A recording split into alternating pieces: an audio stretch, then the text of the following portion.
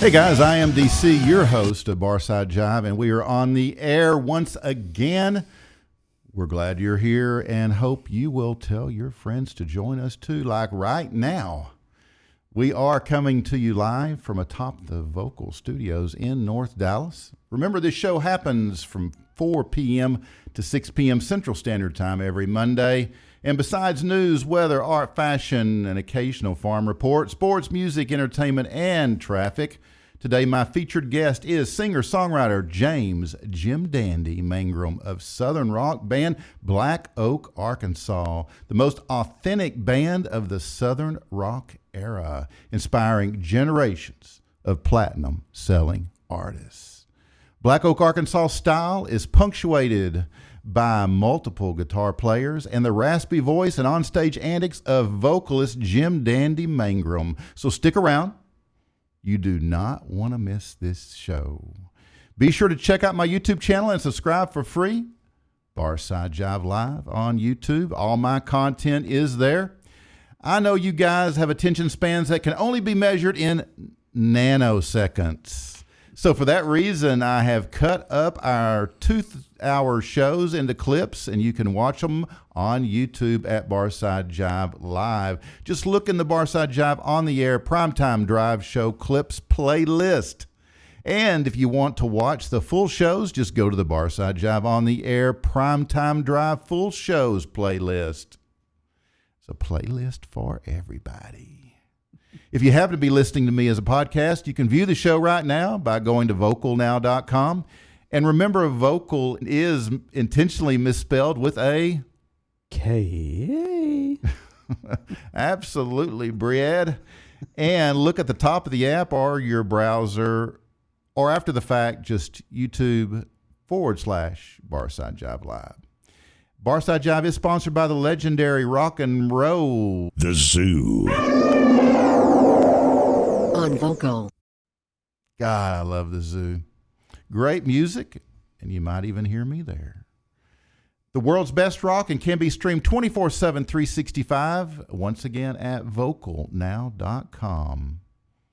Hey guys, did you know on this day in 1990, Judas Priest were cleared of any wrongdoing in a civil case that alleged that their lyrics from Better by You, Better Than Me drove two of their teenage fans to attempt suicide in 1985 because they heard the words, "Do it." Yeah, do it. The families of the victims were asking for a combined $6.2 million. Wow. Also on this day, 1965 was the year the Beatles threw a star-studded party in Beverly Hills in which John Lennon and George Harrison reportedly took LSD for the second time. Someone was counting.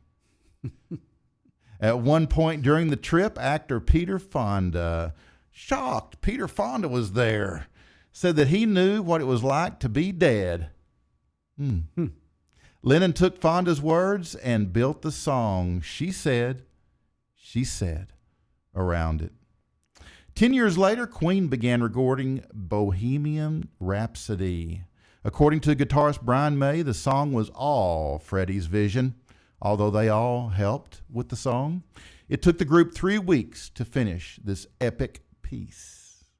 And last but not least, the Rolling Stones put out Tattoo You in 1981 on this day, despite being comprised mostly of outtakes from the previous few years and topped the charts for 9 solid weeks.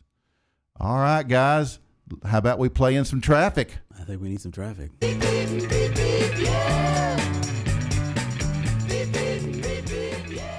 From your Barside Jive Global Traffic Center and your Barside Jive Drive team, we've got some trouble spots. Where are the trouble spots at? You really want to know? I really want to know. Okay. Are you excited? I am. I want to know. Brad's excited, so let's give him some traffic. I really want to know. We're going first to Black Oak, Arkansas, guys. There is no congestion reported in the city of roughly 264 Arkansans.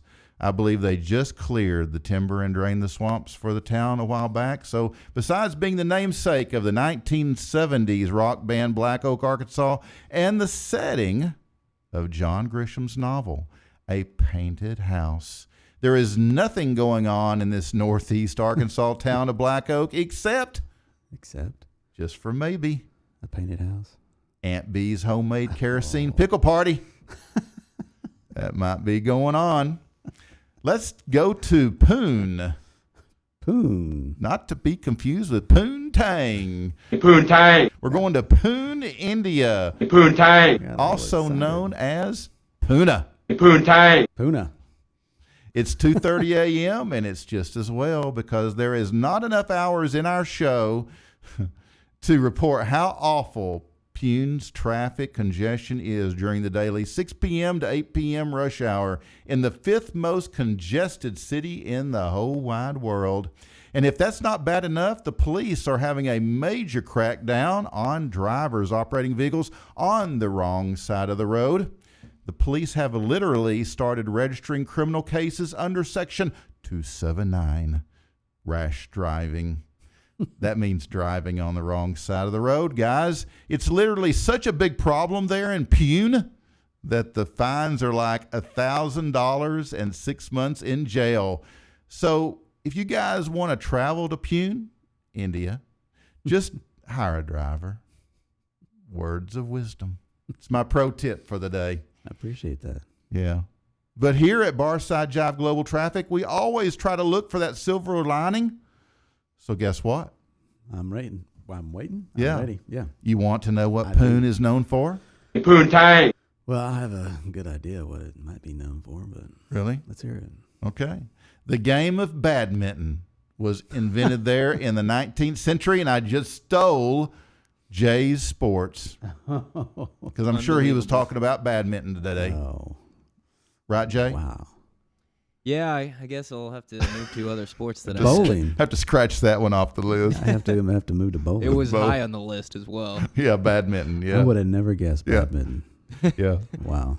Well, guys, continuing on out west, fires continue to rage in Southern California, forcing the evacuation of at least 27,000 people in Ventura and Los Angeles counties, as well as putting thousands of acres of land at risk. As the fires work their way across the state, they're also causing a number of freeway and road closures, so many that I cannot list them here. Even a significant part of the 405, if you live in California, you know the 405 is like huge because it's one of the most congested freeways in Los Angeles, and parts of it have been closed due to the smoke and flames. Residents are being warned to stay off the roads if they can, so if you are anywhere in California, stay off the roads. Stay off the roads. There you go. Simple. Intercourse, Pennsylvania. Oh, back to Have we Intercourse. mentioned Intercourse, Pennsylvania? Yeah, I like intercourse. Do you? Yeah. Well, now for a on-ground perspective on traffic in the town of Intercourse, Pennsylvania, let's check in with the Intercourse Fire Company. Oh, let's do it. No, let's not. No.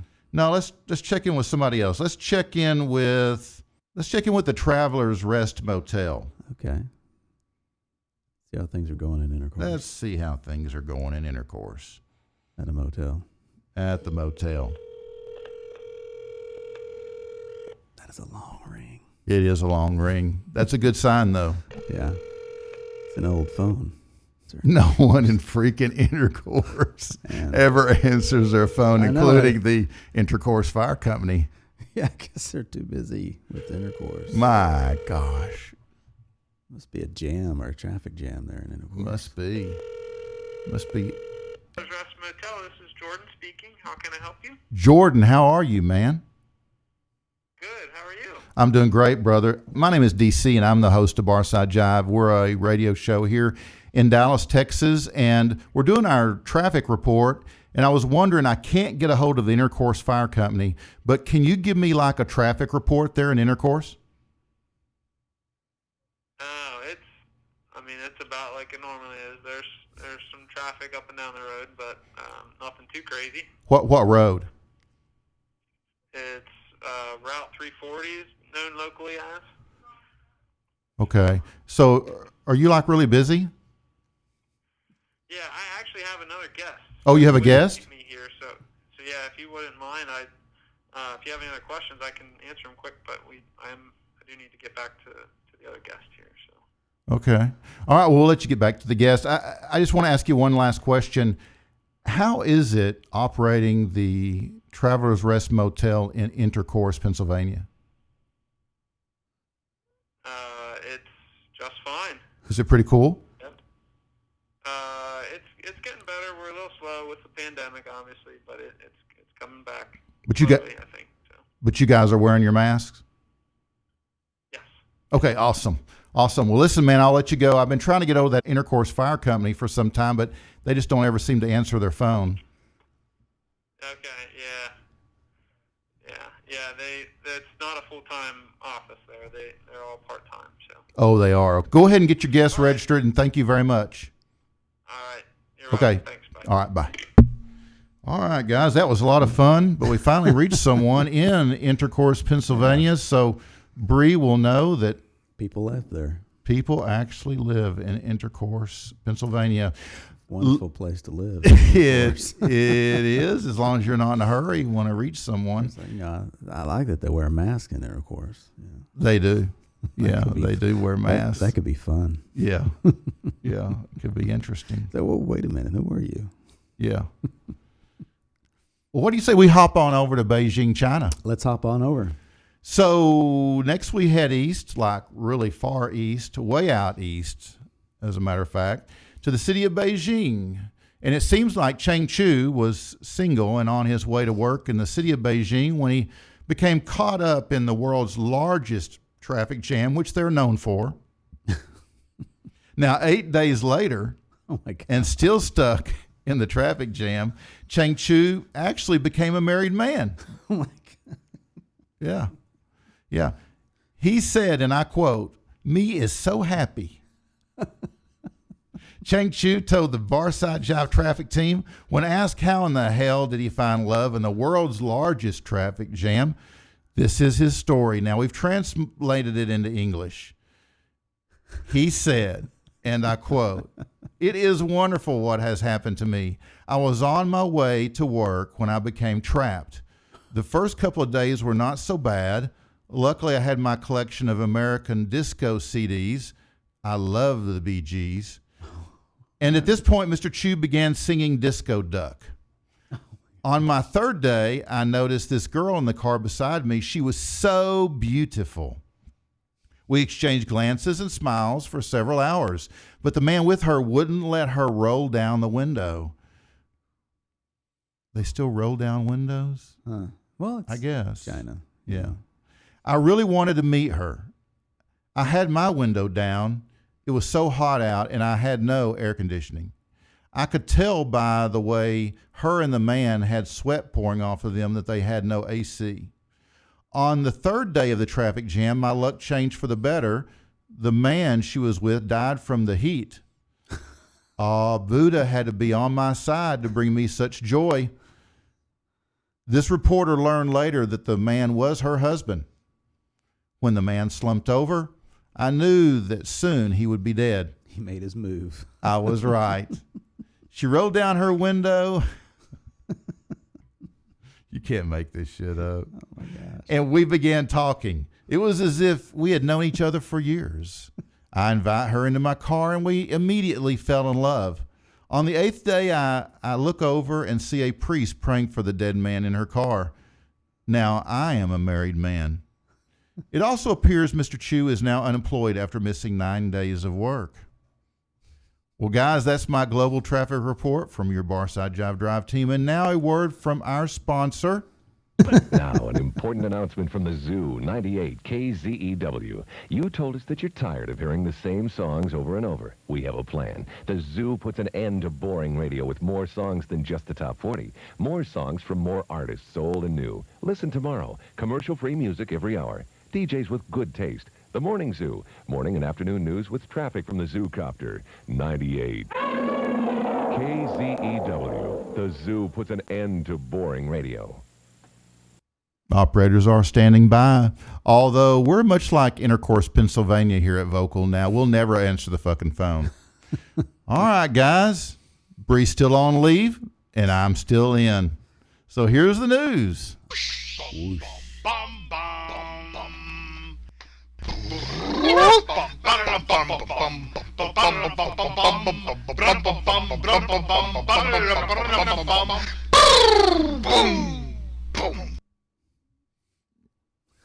All right, here we go. So in Spain, man pretends to be a dog when cops ask him about not wearing a mask. No, I'm serious. When approached by police, the man, a tourist, Probably an American. I'm hoping he's not from Texas or Arkansas, got on all fours and started walking like a dog. The man has been detained for disruption of public order. In France, Did they neuter him? I don't know. He needs to be. He does. In France, man confesses to murdering his parents and ex-in-laws. A 50-year-old man confessed to killing his parents and former in-laws after surrendering to police in Polestris, said a police source. Now, keep in mind here on this show, we never pronounce things right. No. According to sources close to the investigation, his parents were found dead at their home near the Saint Pierre Clinic in Perpignan, and his in-laws were found dead in La Bula. Say that again. La Bula. La Blua. The man was taken into custody. Yeah. Here in the U.S., nearly 240,000 have been displaced by California fires, and reinforcements have arrived. The authorities have received reinforcements in men and equipment in recent hours to tackle the raging fires in California, which have displaced nearly 240,000 people. About 14,000 firefighters and 200 men from the National Guard were on duty yesterday. Authorities said that the manpower was at first insufficient to fight effectively against so many large-scale fires. The statue of Soundgarden's Chris Cornell in Seattle, in front of the Museum of Pop Culture in his hometown, has been defaced. Mm-hmm. According to the Seattle Times, the statue was spotted on Thursday covered in a white substance that could have been paint, but that was not confirmed. Ooh. The museum issued a statement that read, "We are deeply pained by this act targeting the memory of a beloved artist in Seattle and around the world. We have notified appropriate authorities and have cordoned off the area so that professional conservators can assess the damage and develop a plan that will restore this important piece of public art without damaging it further." Man, those folks have just like gone crazy on statues, right? It don't matter who they are. No. Chris Cornell, Jesus. They just need to go crazy on themselves and just get rid of themselves. Oh, my God. Something needs to be done. Stupid. Yeah. And I loved his music. Oh, it's great. Oh, yeah. Gosh. It's awesome. Yeah. Did you ever hear his cover of, just went blank. I hate it when that happens on like live shows, right? It was. You completely have a lockup and you can't think. And it was, Sinead O'Connor did it. It was a Prince song, but Sinead O'Connor sang it. Nothing Compares to You. Yeah. Oh, yeah. Oh, what a great song. Yeah. His cover was great. Yeah, what a great song. Yeah. Well, Brad, let's go over to Los Angeles. Let's go. Quiet Riot drummer Frankie Banali has died at the age of 68. You know, we talked about him last week. Yep.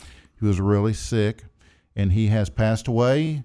In April 2019, Frankie was diagnosed with stage 4 pancreatic cancer, information he'd shared publicly several months later. Banali's treatments caused him to miss several shows, though he continued to keep fans updated about his health on social media. In announcing the drummer's death, an official statement from his family noted that Banali put up an inspiringly brave and courageous 16-month battle to end and continued playing live as long as he could. Fought all the way to the end. Yeah. Yeah. It's the way to do it, Frankie. Yep. Standard chemotherapy stopped working in a series of strokes, made the continuation on a clinical trial impossible. He ultimately lost the fight at 7:16 p.m. on August 20 in Los Angeles, surrounded by his wife and his daughter. Okay, guys. U.S. allows emergency use of blood plasma treatment. The U.S. Food and Drug Administration approved the emergency use of blood plasma from recovered coronavirus patients as a treatment against the infection. Cool. Yeah, this is cool. The FDA said early evidence suggested that blood plasma can decrease mortality and improve the health of patients when administered in the first 3 days of their hospitalization.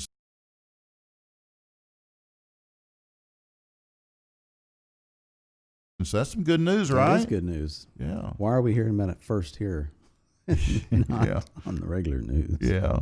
Right here on Barside Jive. That's right. On the air. Heard it It's where you first. get the most up-to-date news. Right, Bre? Yes. All right, guys. I've got another one for you. Oh, here we go. Detroit man wakes up from 12-year-long coma after a prostitute gave him a blowjob and a hit of crack cocaine. Wait a minute. Wait. Is that what got on the... Dude, just Brought on the listen to coma? the news and then ask Okay. your questions. You got to hold off a minute. Okay, I'll hold on. So a Detroit man has made a miraculous recovery after being in a medically induced coma for the past 12 years. And I believe we have a photo of him. Oh, no. Yeah. There we go. Number 4. I love calling out plays I don't see it. for the team. Jay? There we go. Oh. Yep, there he is. There's the brainchild, Bimmel Knitter. 53 years of age, Wow. has been put in an artificial coma by Henry Ford Hospital staff after overdosing on heroin, crystal meth, and crack cocaine 3 times in a single day 12 years ago. What a party that was. Knitter Wow. said that he owned... I don't know if I can do this one. Okay, keep I going. don't know if I can make it through Oh, all you this. can. You can do Okay. it. I'm trying to get it together. Okay, so Knitter said that he owed his miraculous recovery to his lifelong friend who came to visit on his birthday and every year and gave him several drugs while he was lying unconscious. Oh, my God. Best friend Barry Johnson told a local news. Have you ever noticed that as you get older, your dimples get get huge? They're like Yeah. in crevices all of a Yeah. sudden. They're like, It's like, when you smile, it's like, God, those are huge. you don't want to fall in those things. They're not called dimples anymore. They're called They're called, you're freaking old, man. they're like I'm caverns. I'm older than he is. So let's talk about his best friend. His best friend Barry Yeah. told a local news crew how he'd been visiting his best friend every year on his birthday, along with the prostitute that he brought and several drugs to cheer up his bedridden friend in hopes of total recovery. So every birthday for the past 12 years, I bring in a hooker. This is the dude talking, Barry. Yeah. To give him a $5 blowjob, a hit of crack, and put on some Black Sabbath to cheer him up and give him a reason to come back to life, Johnson told reporters. Although doctors believe the fellatio played no part in the man's miracle recovery, the drugs may have pushed his brain out of its comatose state. I really don't know if I can make it through this. I got questions. I was afraid of that. I would be extremely surprised that fellatio helped the patient's recovery, but the drugs may have possibly activated some latent part of the brain, explained Dr. Adam Lair of Henry Ford Hospital. A similar event, I got to forge on through this. Okay. A similar event occurred in a Ohio hospital in 2007 after a man came out of a 3-year-long coma after his brother had given him ecstasy and made him smoke crystal meth. Yeah. Did you have a question? I did. Okay, what was it? What is a you said a $5 blowjob. What makes it a $5 blowjob versus a $25 or $100 blowjob? Dude, you're asking me. What they put in there? That would have been, if I was the reporter, that would have been my question. What's the difference?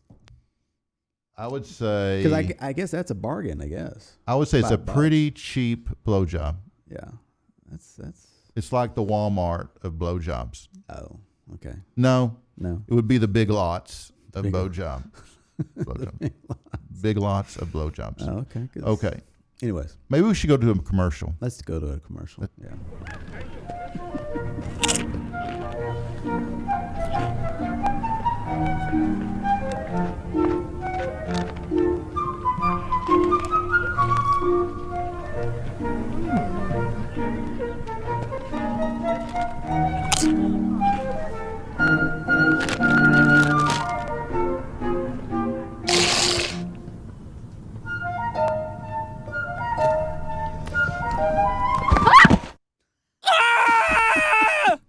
There's your $5 blowjob. There you go.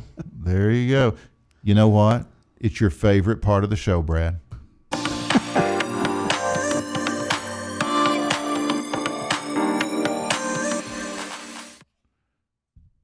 Hey, Brad. Hey, DC. It's fashion time. It is. It is. It Yeah. is fashion time. So what do you got for us today in the world of fashion? Because I know that you're like the fashion, you're the art guy, you're like I'm cutting edge. I stay right entertainment guy, you're like worldly, I am. globally. Globally and more. No, I thought, this would be a good time to talk about, it's summertime still, and it's a little warm, and there's festivals that might be happening, and it's just all around good fashion for 2020. And since 2020 is going so well, I thought we would. Oh, yeah, it's going well, all right.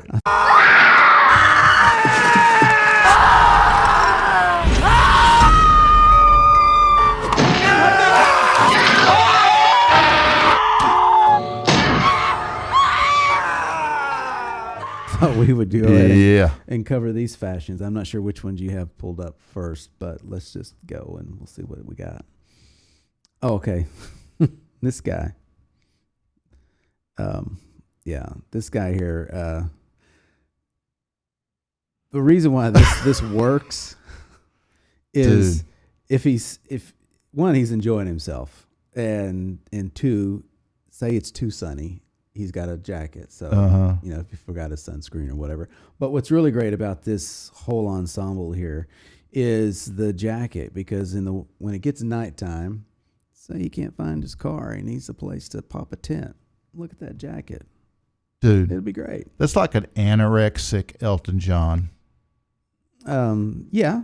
I mean, the colors go great. I mean, other than the black socks and the black boots, I think he's rocking that whole thing. I do like the shades. But shades look great, and but yeah, that jacket, man. I mean, it's so universal. He could use it as a throw rug if he wanted to have a little party right there in his own little space there and invite some people over. Or I think it's good. I like it. It's good. For some reason, sheep balls come to mind. Sheep balls. Yeah. Okay. Is that what's going to be next? And okay. The nice thing about this is no tan lines. There's just one. No. There's just Dude, one, how can that thing? there's just one tan line. How can this work? It can't work for me. How can this work I'm not. on one side? Yeah, it'd just be weird. But like I said, Is that's the new look? it's the benefit is no tan lines. You don't have to worry about the tan line. Oh my Yeah. God. And then you could switch with your friend, and then if you want to get the other side tan, there you go. Mm. Yeah. And of course the dude in the front scratching his ass. Oh, see, I didn't even notice that. I was just looking at the Yeah. the. I don't know where you come up with this stuff. Oh. I really don't. Oh, and this one here, I just like this Cheerleader. one. Cheerleader. The reason why this one works, one, the colors are great. Is that and David Bowie? It could be, but it's not. Out in the out in the sun, you want to wear light colored fabrics. You don't want to wear anything dark. It's going to attract a lot of heat and a lot of the sun. You're going to be sweating and all that. So what he's got here, he's got yellow, and it's gonna reflect the sun. It's not gonna attract it, and it's lightweight. It looks like it's pretty airy, and it looks like his shoes match as well. So Wow. I just hope he's got sunscreen in that backpack because he's pretty white. He is color Yeah. coordinated. Yeah, looks good. Wow. Yeah. And the next one. Oh, Now this one here, it's a hidden message in here. If you notice, subliminal. subliminal. Yeah, you say it. Yeah. The message The behind pizza dude. It's the pizza dude, but what's the message he's sending? Pizza. Domino's. A little bit more. Look at the pants. Look at the pants. The pants are hearts. So basically, what he's telling I thought everybody. it was pepperonis. No, what he's telling everybody is he loves pizza. Oh, okay. I get it. Yeah, I he get loves that's pizza. cool. That's so you cool. can tell a story with your Yeah, ensemble. and he there. wears that outfit very well. He does. Yeah. Yeah, I want pizza now after the show or Yeah, during the very show. cool. Jay, You know, pizza would be great. pizza be great, Jay. Pizza would be great. Is there any leftovers in the fridge? I don't know, Jay. Is there any leftovers in the fridge? Jay's at the restroom now. He's okay, in the- next yeah. one. Is that it? Oh, we're going to art. We're going to art. Okay. Was that it? I guess that was it. I think the pizza guy was last. Yeah, okay. Oh, now we're doing art with Brad We're doing Jensen. art. And yeah. Artist, legendary. Oh, well, I'll let you say that. Legendary artist. Wow, I've got this album. Yes, this is a Whoa, wait a minute. I've got this album, but not quite See, this album. a lot of people don't know that you Some girls. have a lot of history in your background. Yeah. You did a lot of things. Yeah. You were an actor. Yeah. You did. You acted in plays and Yeah. on screen. Yeah. And you also modeled. Yeah. And this was, I must have been sleeping when I did this one. because as an artist, you got to do things to make money sometimes. Right, And right. so I guess this is one of the, not too many people know about this, but you actually were a model on this cover. They used you. I would have um, loved to have done that. Yeah. That'd be great. Seriously. I would have loved to have done that. Yeah, that's some really good art there that you created. Just love I'm sure it. the Stones would appreciate it as well. I'm sure they do. Yeah. You're like the sixth stone. I am the sixth stone. You There was are. a fifth Beatle, and I'm the sixth stone. Yeah, you're I gotta send that over to Mick. Yeah, you do. I gotta call Mick. Yeah. You got his number? Well, as a matter of fact, He may be harder to get a hold of than just- the Intercourse just- Fire Company. he just sent me a text. Did he? Yeah. He said, "Take DC's picture out of my Some Girls album." He said, no, some girls, man. So let's look at the real one. Yeah, let's look at the real one. Do we have it? Yeah, there Oh, it here is. we go. Yeah, we got it. This is the one I have. Yeah, this is the one you have. This is a great album. Although I did fit in pretty well. You did. I mean, Yeah. you just have the look. Yeah, I do. And My feminine side sometimes really shows. really, Yeah. and it did, especially in the blue bar one there with the lipstick. But this Oh, was yeah. the brainchild. I was celebrating International Women's Day that You day. were. Yeah. You know, I do that sometimes in the studio. Yeah. A lot of people don't know this, but I'll just because when artists they just paint whenever they want to paint, and I'll just grab a robe, and sometimes I grab the wrong robe. It might be my wife's robe, and Yeah. I go out in the studio and just Yeah. start painting. Yeah. So yeah, I get that. Yeah. And then Yeah, you yeah. realize that's the wrong robe, but I'm not walking back to the house. Right. So, Right. but this was Nothing like painting in a robe. no. Well, there's other ways of painting that's a lot of fun too. But this was the brainchild of Peter Corriston, and it was created in the album was released in June 9th, 1978. Wow. Yep. And he would design. What a great album. It was a great album, and he would also design the next three album covers. Yeah, well, those are cool album covers. I can tell you Yeah. that.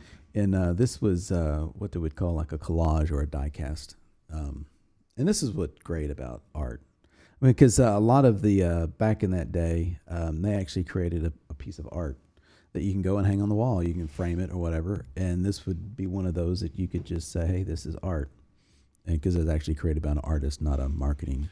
Actually, that very album cover is framed and on my vinyl wall. I have a wall It's all vinyl albums, framed.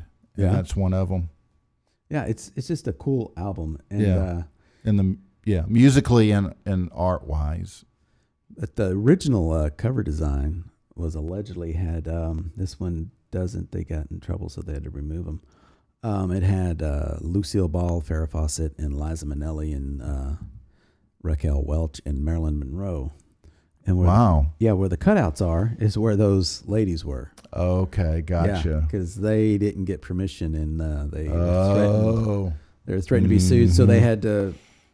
Of course, once the albums were already out in the stores, they couldn't, and those were sold. So if you got one of those, it's probably worth a lot of money. Oh yeah, probably because is. they had to re-release it and repackage it, and they came up with this. But yeah, it's a cool album. Yeah. And, cool artwork. And but yeah, if you can get it, I'd keep it and frame it. Just Well, like sure. what you did. And so instead of Marilyn Monroe, you got me. You got you, or you can, we could probably work something like that out. Yeah, yeah, absolutely. Maybe get in a little bit of trouble. Absolutely. But yeah, it's cool, and yeah, it'd be fun. Good album. Good album. Listen. Good listen to. Yeah. Here we go. Here we go. What's the next one? Oh, is it the farm report?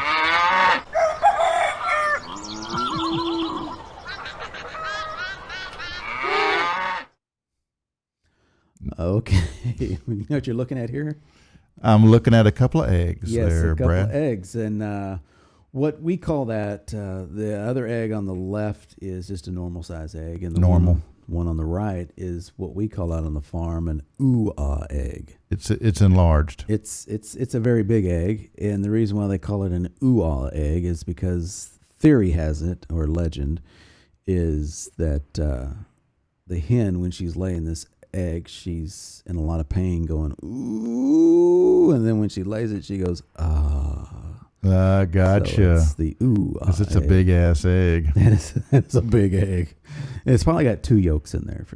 That's what it probably is. Wow. But yeah, it's a big egg. Wow. Yeah.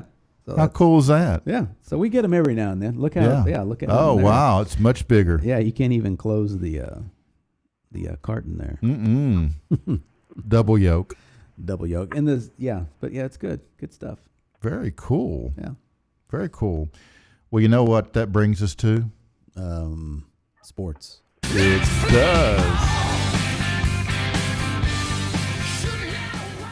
I hope he's back from the restroom. I just got back from Hey, too. good. Me There's too. Jay. Well, that was a quickie. Hey, I was trying to find the Pizza? keep calm icon that you have.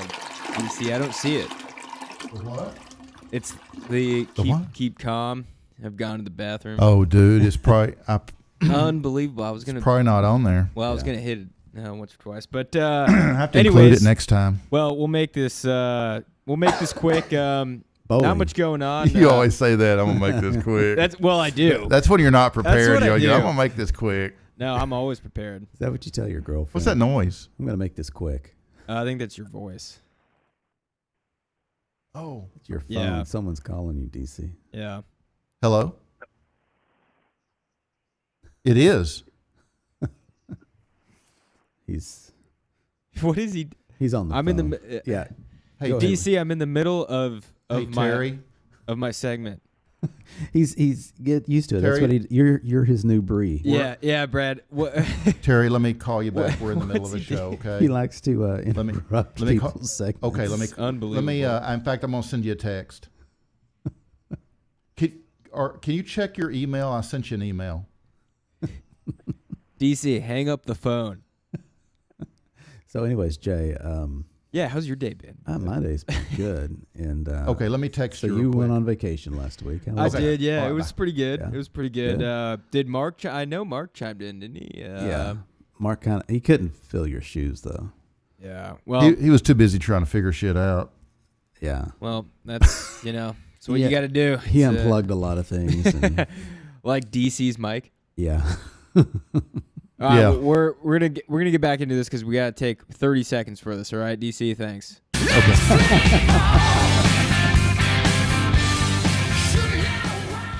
All right. Well, I still don't have my camera on me, but we'll keep it on DC. But it's really just going to be NCAA football talk. This is late August, so we're getting into the start of school being started. Stop talking, DC. Okay. And You guys listen to Jay. This is important sports stuff. yeah, important. Unbelievable that you're not.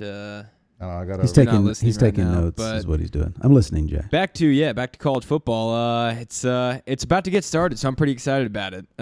We still got the two conferences out, Big Ten and Pac-12, but SEC, ACC, and Big 12 are still pushing forward. So I'm liking it. A lot of the some of the testing, positive tests has gone down. So it's on you, by the way, Brad. I know. I'm just mouthing, you know. Oh, you're mouthing. So they think that I'm talking. Yeah, Yeah. okay. All right. Yeah. Well, You know, I'm going go with it. so I'm excited about that. First game is getting started here in the next couple weeks. I believe first game for the Big 12 is what? So this weekend is September 12th, I believe. So so I'm excited about it. Big 12 sticking to their guns. I'm a big Big 12 guy. I come from TCU, so nice. I like that. I thought you would. Yeah, I liked. Mine's a little. You like the gun? Yeah, it's pretty big. But so I'm looking forward to it. We'll see what happens. I think they're still going forward with I think 20%, 25% rule in some of the stadiums. So we'll see. I may try to make it to one or two of the games. But So what's the? I know we're running short on time. Is all of college football going to be playing, or is there one of the? So the two biggest two of the five biggest conferences are not playing. Ooh, They've okay. already made that decision. Okay. And they've actually, you've seen in the recent news that some of the parents of the football players are pretty upset about it. Yeah. So they've voiced their complaints in front of the headquarters of the Pac-12 and the Big Ten. Is it too late to change that? Yeah. I mean, okay. it's it's going to be hard pressed to Right. convince someone to turn their Right. decision back around. But I'm excited. Now we're we're in Dallas. It's Big 12 country, so I'm Yeah. definitely looking forward to some fall football here. Yeah, I love college ball. Yeah. So Awesome. that's it. Well, thank you, Jay. I appreciate it, DC. We're back to you. Yeah, Jay. Yeah, I'm glad you were. listening. the Dude, whole time. Looks I like you're- totally, absolutely. And I knew that you were like, Yes, you were on vacation. Yeah. You were on vacation last week, and I had to do sports for you. And because Did of you that, really do sports? I knew I Yeah, did he sports, and I knew It that wasn't near as good as yours. bubble soccer, and I knew that this week would be stressful for you. So I went Okay. ahead and got some footage from the bowling championships, and I thought, Which bowling championships? here, watch. Okay.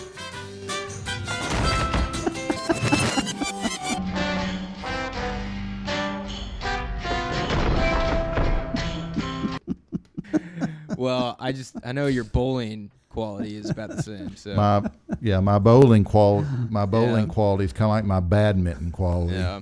Well, anyways, I appreciate the help, DC. All right, sounds good.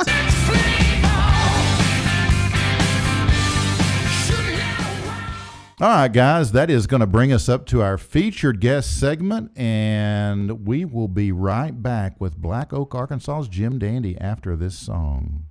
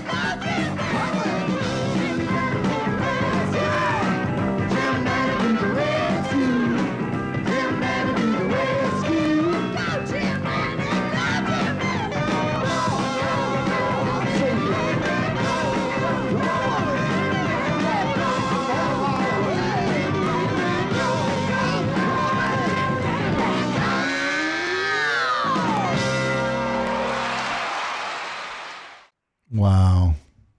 Guys, that song was written by Lincoln Chase and covered in 1973 by Black Oak, Arkansas. It hit number 25 on the pop chart and featured Jim Mangrum, who had already been using Jim Dandy as a stage name before they covered the song, and female vocalist Ruby Starr trading off vocals. It was the first single from their 1973 album, High on the Hog, the band's most commercially successful album. Well, we are back. Our featured guest segment is sponsored by Hip and Hippie.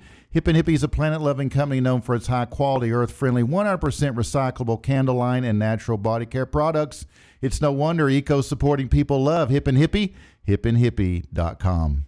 Before I bring him on, I want to tell you a little bit about my guest. Jim Dandy Mangrum is the last of the rock and roll superheroes, still clutching his signature washboard, still clad in white leather, and with flowing blonde hair, the man who invented Southern rock in the very southern state of Arkansas back in 1965 has weathered every bad season, overcome every obstacle, and bested every cheating rat fink and politician that has crawled his way. In their 40-plus years in rock and roll, Jim Dandy and his Black Oak, Arkansas bandmates have gone from teenage outlaw hippies to authentic rock gods with gold records and stadium tours, with every rags to riches variant in between. They may not have had their private compound in the Ozarks anymore, or even an army of roadies, but integrity, spirit, and gumption they've still got plenty of. Let's welcome Jim Dandy to Barside Jive on the air. How's it going, Jim? DC was going fine and dandy, I guess you'd say. Man, there's somebody here, Ruby, on the Jim Dandy thing. Wasn't she something? Oh, Ruby my Starr. God. Dude, I got to tell you, the first time I saw you guys, it was on Midnight Special. I was in high school, and I loved that show.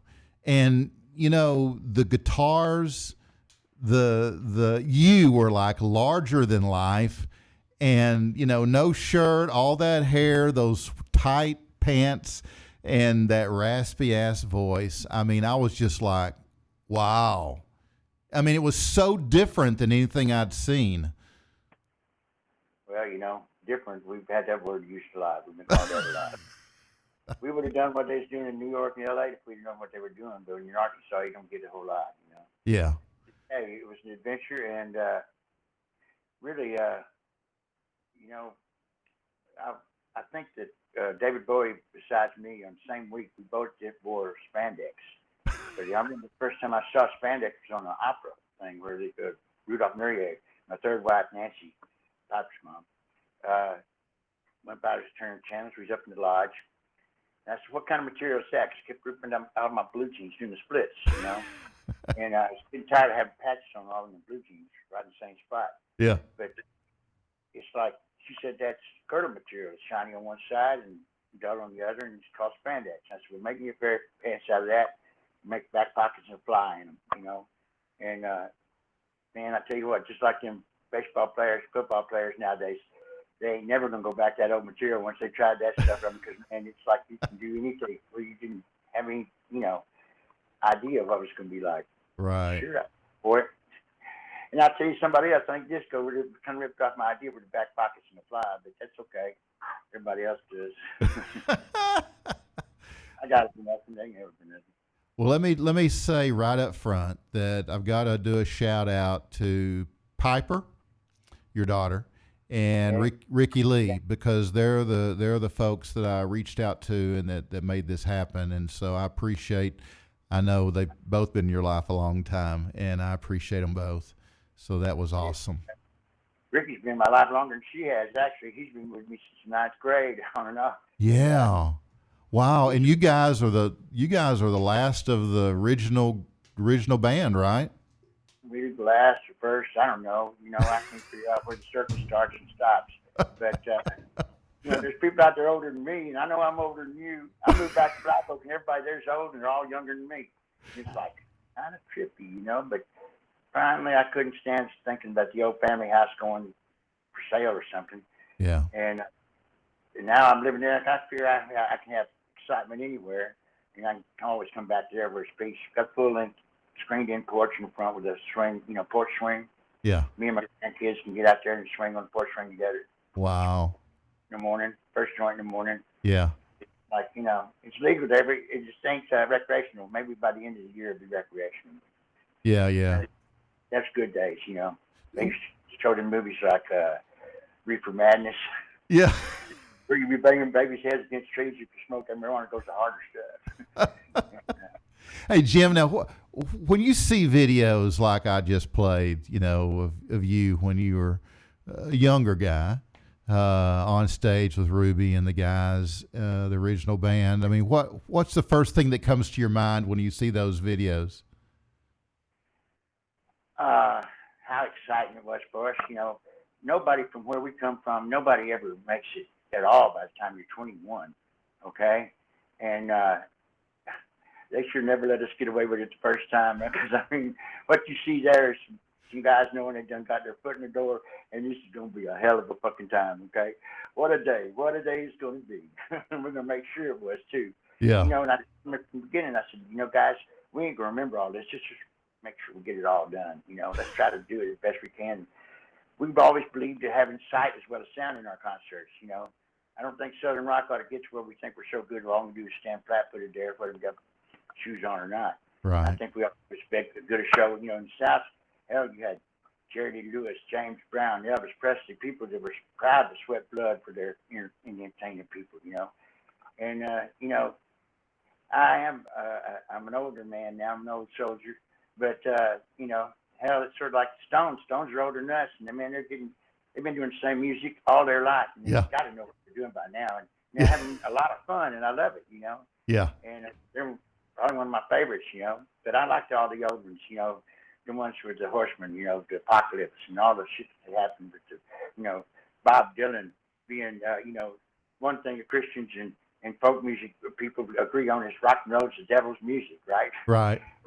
But, to me, Bob Dylan and Muhammad Ali were people that went against more than just, it wasn't just the business, okay? It wasn't just rock and roll, and it wasn't just, it's like they were learning how to be an audience like we were learning how to be there.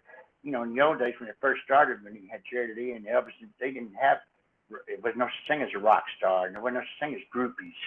Yeah. They had to label everything, and not only that, but they've more or less kind of divided it up like churches do Christianity.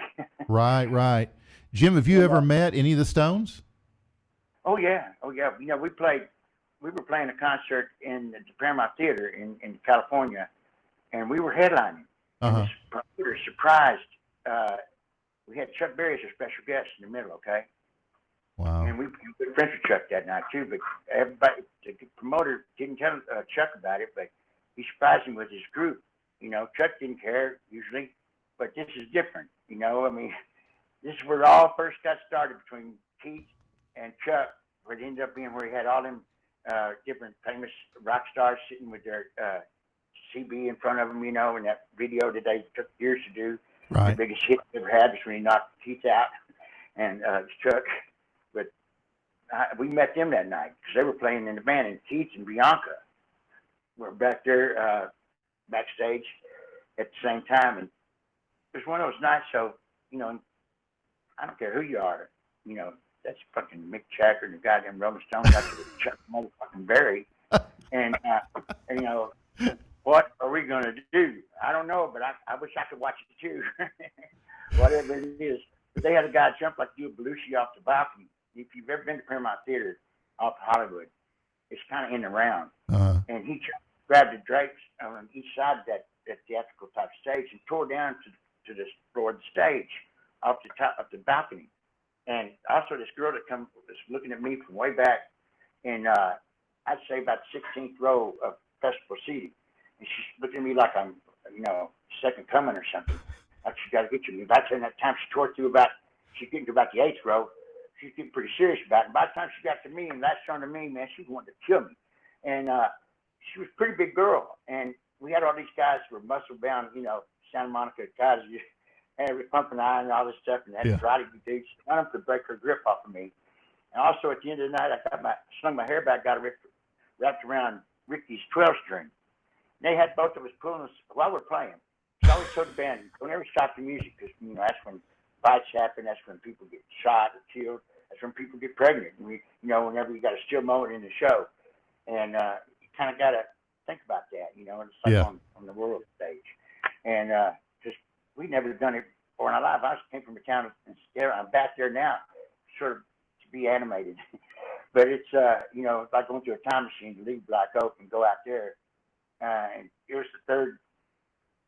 Well, when we first made it, it was the third time we went to California, and it was the last leg of the free beach. Okay, they had the Legion Park, Griffith Park, out at the beach, and everything. So out there, you could have 5, 10, 15,000 people at the free thing. Yeah. Okay, and I didn't know that I could do it with a big crowd. I never imagined it. Yeah. And we were out there doing those things, but we couldn't have come back in anyway because they ran us out of town in Memphis anyway. That's where I'm at right now because we were doing these commercials for like Just Say No, but it wasn't yet. It hadn't started that yet. About kids don't do drugs or anything. And, bands, today it's almost the same way. If you ain't in 5 bands, you're going to have other means of cash flow. You know what I mean? And sometimes it's a little bit on the black market side. I still would rather go through my weed in the black market. I don't want to, in Arkansas, if you have one of those cards, go get the, I'm glad they got the dispensers. I would have one in Black Oak, actually. But the thing is, they say you can't own a gun. Now, I'm not that big of a gun freak. I mean, we pissed off all the gun people when we had that peninsula out there with the lodge, and they were shooting people's cattle and everything. They were making a line of hunters and walking down again this peninsula, this man-made lake. And not just killing deer, but we made it where they had to do bow and arrows, before they got pissed. But, made it a little bit, we was living up there too, Yeah. We had a 12-foot oak fence was now, man, we never did waterproof it really good. And now it's still up there and it's like, well, it's colorful. Yeah, it's colorful. But those were days whenever I never decided to have that, but I decided to have it for my kids. Man, they asked me, and more of them are fascinated right there than they are anywhere. Where you come from, Yeah. How did you was kind of quiet guy when you were here. All right, so all the fights you had, and I was a first and only long hair in Arkansas for between 62 and 63 in that area. And by the time the Beatles came out of the Caesar cut, I almost had a page for it. And but really, they made us what we are. And it's that night when we was playing with Chuck Berry, he turned around and took Keith and told him, "You got all my riffs, you want my stage too? I ain't got but one guitar and I'm holding it." And Keith bows his head and walks off, picks up his cocaine cigarette and everything, walks off. And they were great that night, and Chuck was great that night. And did Mick or Keith or any of them say anything to you? Yeah, they were gentlemen. Yeah. They always have gentlemen with us. Yeah. And in fact, Mick even said something about me, and we was having this contest, which was something that was going on, and they had the Tonight Show on TV, but we had this electric pipe hooked up to, hooked up to a gas mask that we had hooked up, and see who could stay conscious longest. You know what I mean? And I was on. He said something about. They asked him about who's any young frontmen or anything in young bands out there today, and he mentioned me in Black Oak. And they never told me till 2 days later because I was under the gas mask at the time, and the smoke was getting thick. And we've always been a big smoking band. We really, I quit twice for a year. Yeah. So I could get that feeling, where sometimes you don't realize that you keep it quiet. Your resistance built up where you can't get that high you used to get. You're not paranoid when you're driving anymore, and Right. And that was kind of neat. Except now there's a lot of really reasons to be paranoid when you're driving. And I'm working on getting my driver's license back now.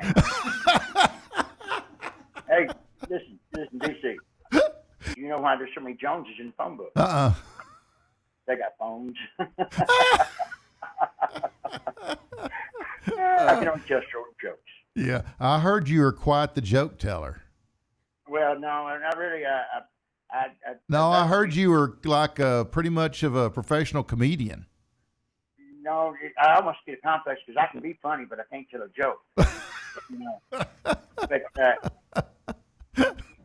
I want people to be able to walk out with a lighthearted feeling like that, the weight's off their shoulders, where they don't feel alone, where they feel like they're part of something. Yeah. And if you can do it from the heartland all the way back, that's what freaked them out the most. Yeah. Is that we was talking about getting hot and nasty and getting high on marijuana and halls of karma. And that's before they had, thank God, before they had Christian rock. Right. But it was not. A lot of them thought it was satanic or something, but it wasn't. It was more like a cartoon, which I think humanity sort of is. We're in between boats, and like the little red devil on one shoulder saying, "Go ahead, do it. You know you want to do it." Yeah. Right. Right.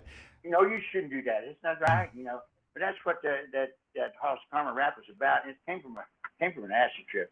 Me and Dirty, our original bass player, is still alive today, and he was the only one older than me. He was 6 months older than me. I'm 6 months older than Ricky. Uh-huh. But this whole thing, it got out of hand in a way, but we wrote it like it was a wave, and we just wanted to make sure that we enjoyed it as much as possible. But while we was out having fun, we should have been home checking the books some, because talent will bring you the money. For kids, let me tell you, be having some smarts will keep the money. Okay, Yeah. You got to have education. You got to know what they're doing with your money. If they can't put it in a way you can understand it, well, then they ain't the right people. But they'll keep it moving. And I paid for my education. I didn't lose much sense of humor or my ability to trust, although I'm a lot more stingy about how I give it out. And that just happens, Right. The world ain't quite what it should be at all, but we can all still, if we all stand together, we're all underdogs. All them overdogs, there ain't many of them at all. We outnumber them all. We got the numbers. Yeah. We got the guns. Yeah. Hey, Jim, take us back to 1963 and just tell us how Black Oak, Arkansas got its start. Well, I was the first long hair in Arkansas, and it's before music, actually.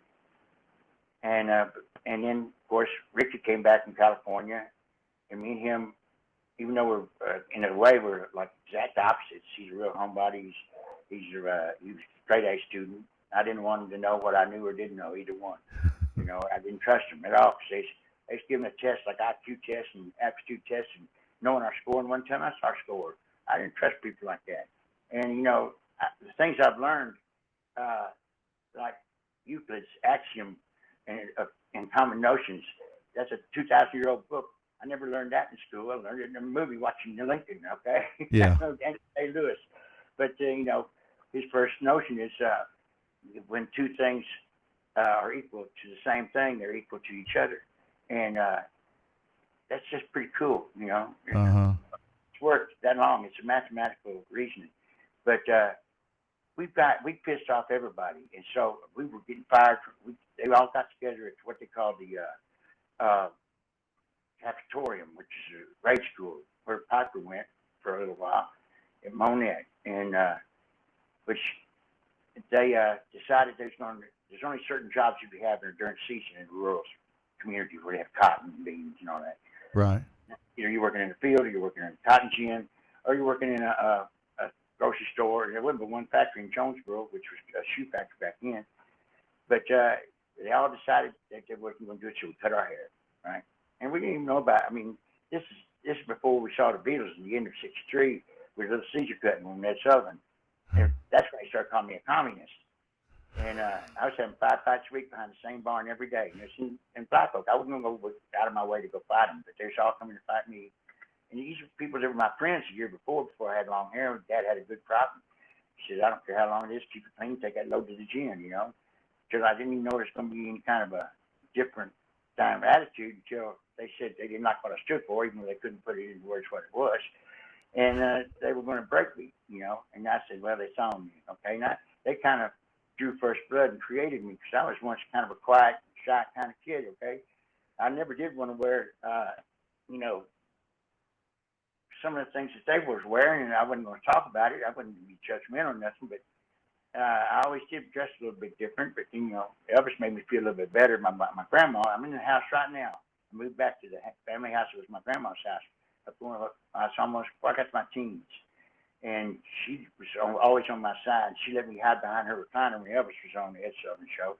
And my mom didn't want me to watch it because of, I guess, Elvis to pelvis type of thing, you know, and he had connotations. I'll tell you what, that's what made me want to do what I do today, and that's why they should let me get away with it the first time, because she was having more cosmic fun than any human I'd ever seen. Before that, I wanted to be a stock car driver.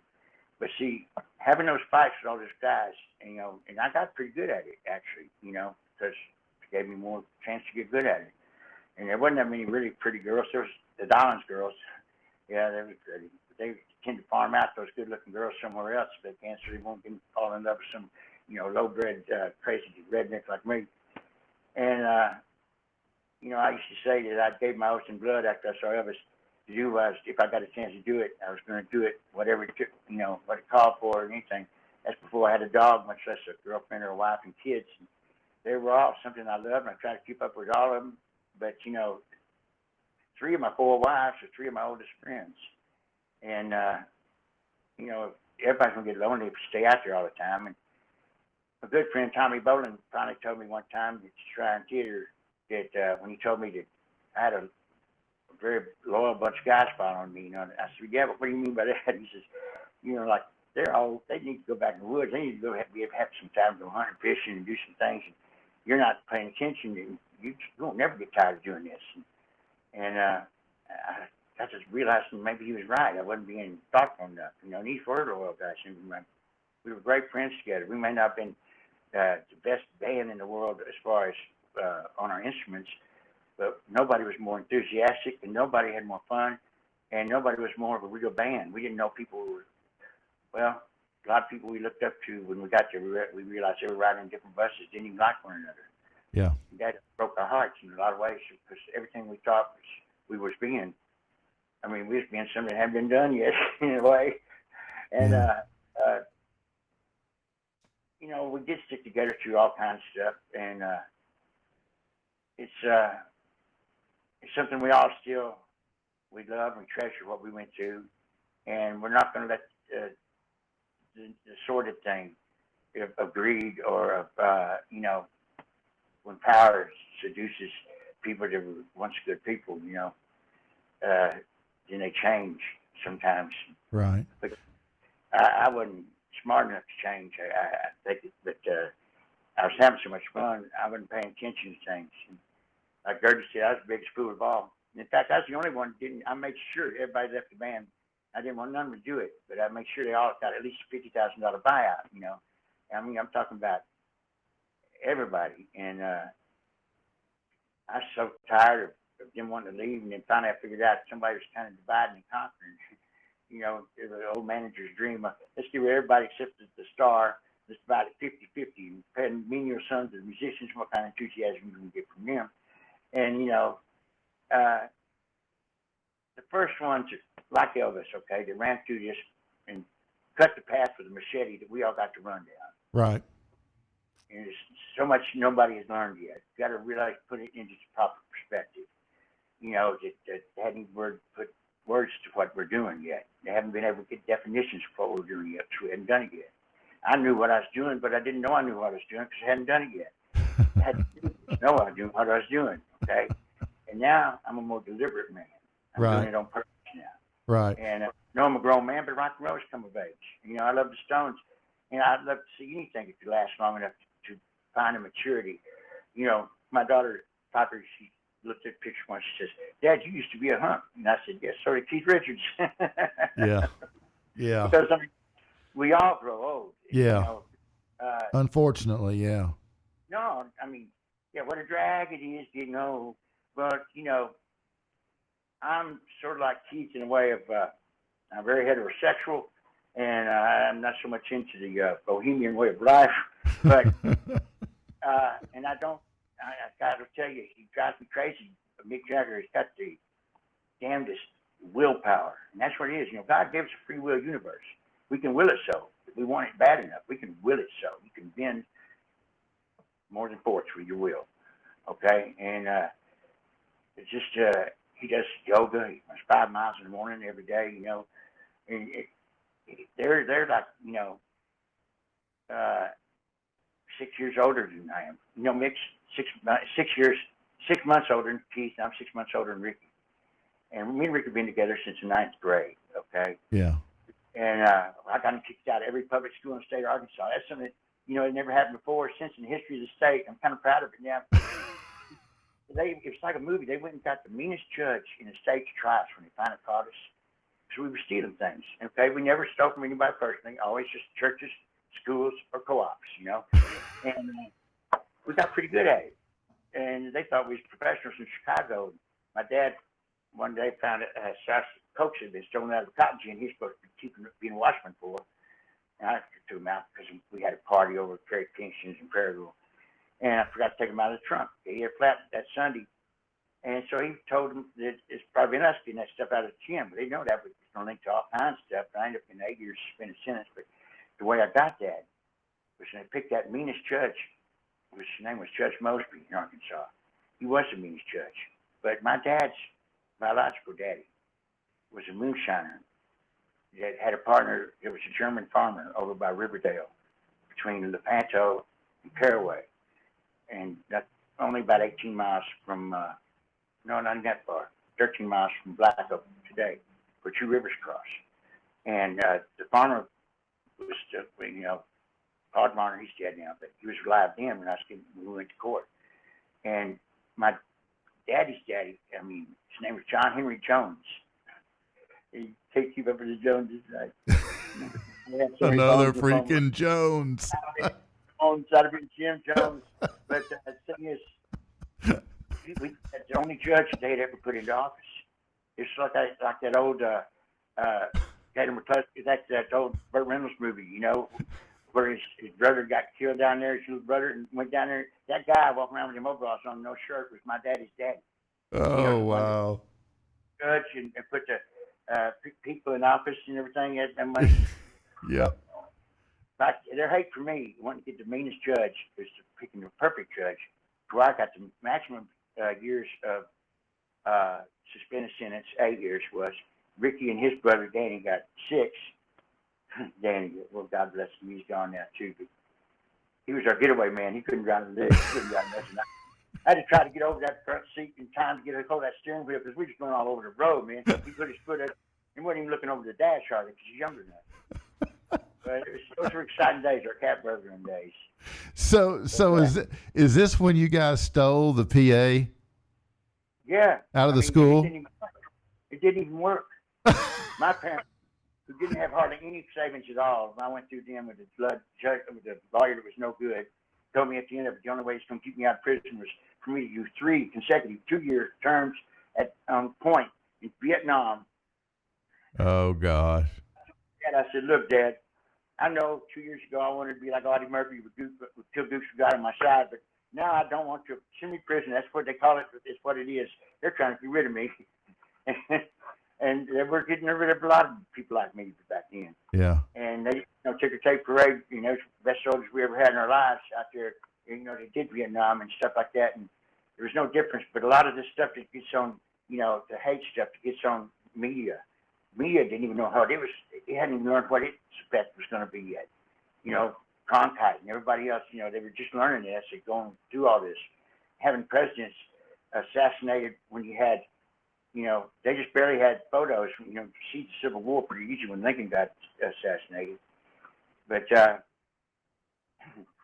it's like, those times were, I remember seeing Al Cooper, who was on the video, Bob Dylan's, where he said he left the organization right before they went to go to Dallas because he was scared to go to Dallas. If they didn't like Kennedy, because they already killed Kennedy, if they didn't like Kennedy, what were they going to get like with Bob Dylan? He's pissing off everybody. Yeah. Just because he had a band, and hell, everybody gets in this business going to have a band someday. I mean, he just couldn't afford one at first, hell, pretty easy to see. But, them folk guys are kind of pure music. He was Judas. He was Judas. The first song I heard from my dad, he finally told me, he says, son, if you're going to stay in my house, you're going to have to cut that hair. It's causing trouble in my bedroom. I said, oh, God, what you say it for? And I was in the bathtub, and he told me, I'm going, all right, I'll leave and stuff. And I went out, got my suitcase, stuffed what I could in it, took my record player, which was the first thing I hopped. The first song I heard when I was hitchhiking leaving was Like a Rolling Stone by Bob Dylan. And, man, there's certain things that touch you. My friend Billy Bob, he tells me that the first album we did, we were standing on the truck and had the map of Arkansas on it with a little circle around Black Oak. And he told me that album was like, some people say, like Blonde on Blonde or Abbey Road or Sticky Fingers were for people, which that's a lot of albums were for us, were big albums for us, Yeah. And changed our lives. And Now you talking about Billy Bob Thornton? Yeah. Yeah. Now he's from Arkansas. Yeah, Malcolm. We've known each other for a long time. Really? Before he made it, and we had actually he knew us when we made it, but I didn't meet him till after we kind of. It's those hidden years, those dark years where they said, "Well, you've been Jim, I've been here the whole time, but unless you're out of 500 or 1,000, hardly anybody's gonna know where I'm at a time." It's kind of I'm trying to stay in motion. Yeah. Sometimes if you're an opinionated person, you need to stay in motion. And on stage as well, that's where you need to give a good show and stay. I was shot at like 4 or 5 times on stage, and it's usually a big misunderstanding because it wasn't my idea to put them damn stars and bars underneath. I'm not proud of the Civil War. Yeah. Okay? And I'll tell you why. There's more of us killed in the Civil War than all the other wars put together. Yeah. We was killing sister and brother, and we was as a bad as what we fighting over is free help. Them happen to know themselves and work on their own dirt, do their own killing. I mean, we was feeding and clothing the South, feeding and clothing the whole nation. And the Industrial Revolution is coming in, so is the combustible engine. It's just more going on. We had 16 petticoats behind, I say we, but I wasn't even alive then, right? Yeah. But you were having a war over something that, like Lincoln, he died for it. They got so pissed off, but he could have stayed and been a big star. Because man, he was the most popular president. After when they finally won the Civil War, but he knew he had to do that thing on slavery because we were on the world stage. That was the first thing for us to have any judgment, everything, because they had to keep up the pace. Other people in Europe had to quit having slavery. It's like eventually it was going to catch on. Otherwise, this new nation was going to be ahead of us all. Because you have to do something like that. It ain't right. It just ain't right to enslave other people to do your stuff, Right, get rich. right. Plantation owners. Hell, Andrew Jackson, he's the one that did the Trail of Tears, and also he was the one that got the richest before he was ever president, man. He was sort of like a rock star getting to be president. He wasn't a politician, so there were certain things about that helped out in ways. But, this is the best nation in the world. When you think about that, It is. Really think about that. It is. It's the greatest place on earth. Yeah, and it scares you to death when it ain't quite what it should be either. Yeah. You know what I mean? Yeah. Government ain't supposed to run your life.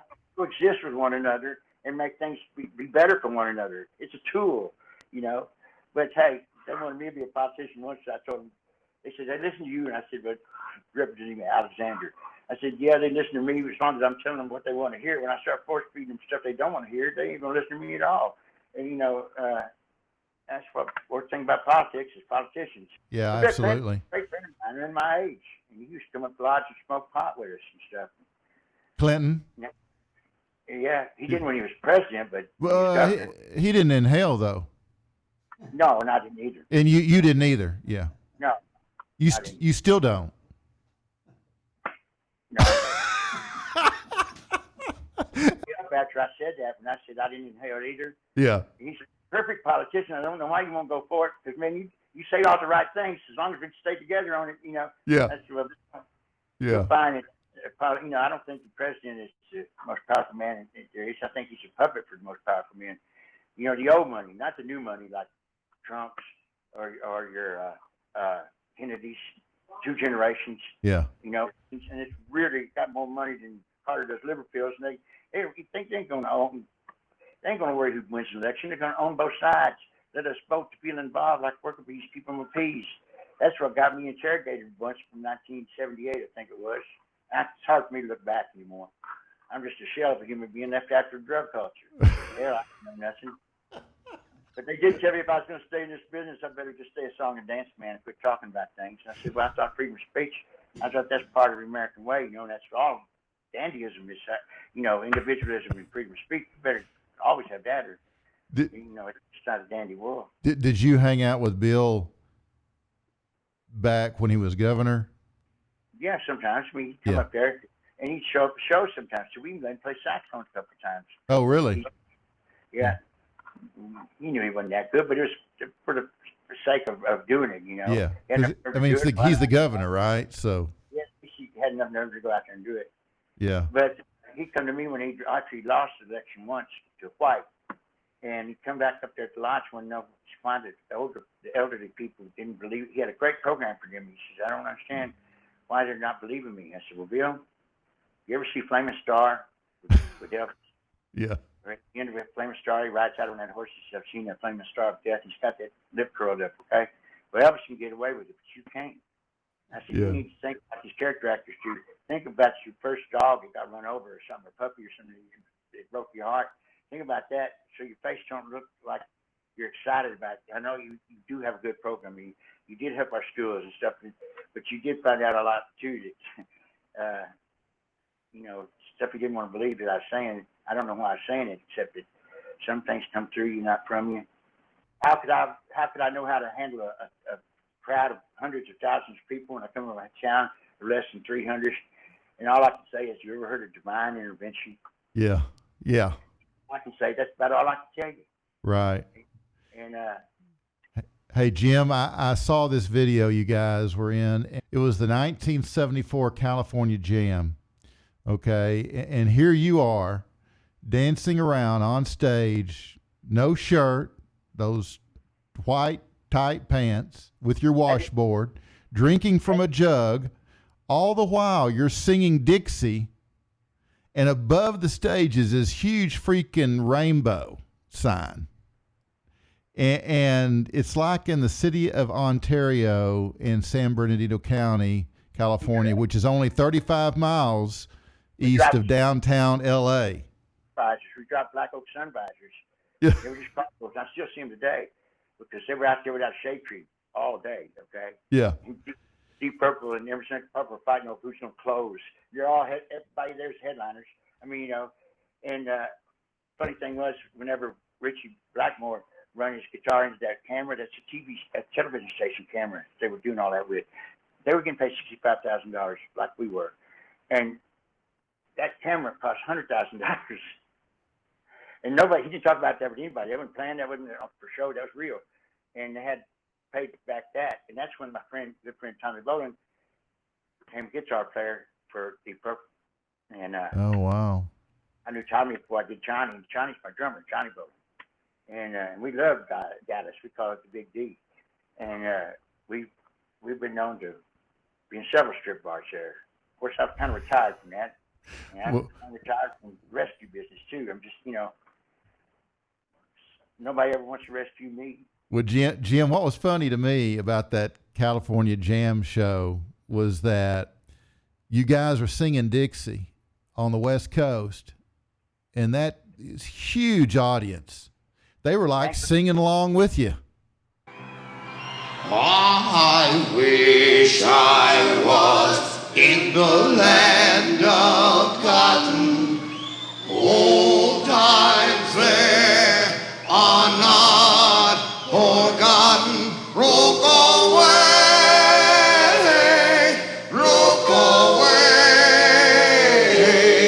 Rook away, Dixieland. I wish I was in Dixie. Away,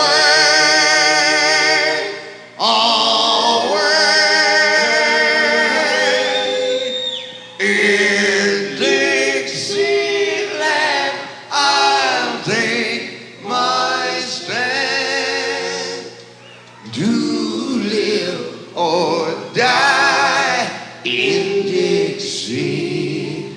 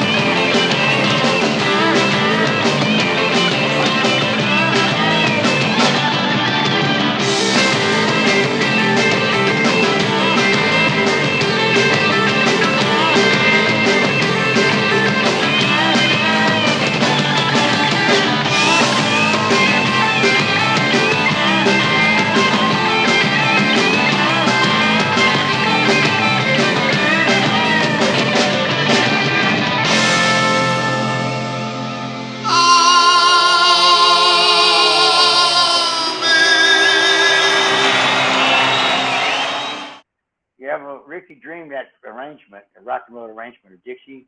Yeah. And I liked singing the song, although, I found out later that Yankee wrote it. And it was a song that was loved by, you didn't have really media or journalism and stuff like that. You could find out about who wrote the songs. Yeah. But it's the most popular type of song they had going on. And what we did there, we didn't know that. We were so gullible, naive. We was having fun. We didn't realize that was just damn corny, embarrassing, corny. Go out there and do like a barbershop quartet thing or Dixie. And but actually, I hear it nowadays. It was pretty damn good. Oh yeah, it was good. It was good. Ricky arranged, of course, he arranged a lot of the when we worked the voices in, did it besides when we just sung, or sound on sound with the reel out in the big room, the living room. Everybody's getting high on pot and laughing their ass off. And those were the days when we first went to California. Well, you guys were so cutting edge. I mean, you were before your time. I mean, it was amazing what you guys were able to do, and you experienced some amazing successes early on as a result. I mean, you had a lot of huge bands now that were opening for you back then, and I think about the fact that ZZ Top had their Bill Ham and Zeppelin had their Peter Grant and people behind the scenes that were advising them and the creative minds. But I can't help but think that the creative mind was you guys. Well, hey man, it's a common story. It happens to everybody. But the thing is, you learn about things, and you think that people are going to take care of you. They take care of you all right, because the almighty buck, But how did you come up with this concept? All Southern bands think you got to have at least 2 lead guitar players. Allman Brothers came out before we did, and I'll give them the due, And I loved the Allman Brothers. I hated to lose Greg, same age as me, almost right there. And they had 2 lead players, but actually, Dwayne he's the older brother of the Allmans. Right. Reason we had 2 lead guitar players because we got out to California. We had to send for Stanley Knight because Harvey Chet had met this woman that he was going to marry her, and he was going to spend time with her and all that stuff. We appreciate that. So we went off, but after we got Stanley there, 2 weeks after Stanley had been there, Harvey comes back and says, "Man, please y'all let me back in the band. I don't know anybody out here." And I turned around, she's coming at me with a butcher knife. That's why we had 2 lead guitar players, because he wanted back in the band. And yes, sure, come on, Harvey. We know we'd hate to be in your situation too. But it's when Tom died, it's funny how him and Steve Cropper, which we first Stax, Steve Cropper says you don't need but 1 guitar in the band, Jim. You've got 3 guitars, and one of them's got 12 strings. What in the world are you thinking? I said, I don't know. I didn't know what to do. I didn't know what to go talk to guitar players, but we didn't know it was a bad thing. It's just that, and we had to learn how to get our rhythm track. Our rhythm track was so busy in the old days, and it was a great rhythm track. I mean, Dirty was probably the best bass player that I'd ever seen on a big stage, and he played so black at the same time. I mean, but he got a lot of his education from Duck Gunn, and when we was young, we was at Stax. People don't know that, but they did have that early times thing come out, and made us look like 7 Boars. But which that's okay. We were, but the thing is, Atlantic is nothing like it was when he first got us. And Alman Erdogan signed us. He only signed like 5 things himself personally. We were like the 5th thing. Tom Dowd, he did most all of our albums, and it was really they realized that we were like a brotherhood. They came and they talked to me about having other people come in, and we didn't have to have them on the album. They get so much money that they don't have to have their name on it or nothing, but to put pat me on the back saying I was a star and all this stuff. That star stuff. Personality personification. I was trying to learn how to personify. Have as much fun as Elvis was having when I was watching him on Ed Sullivan.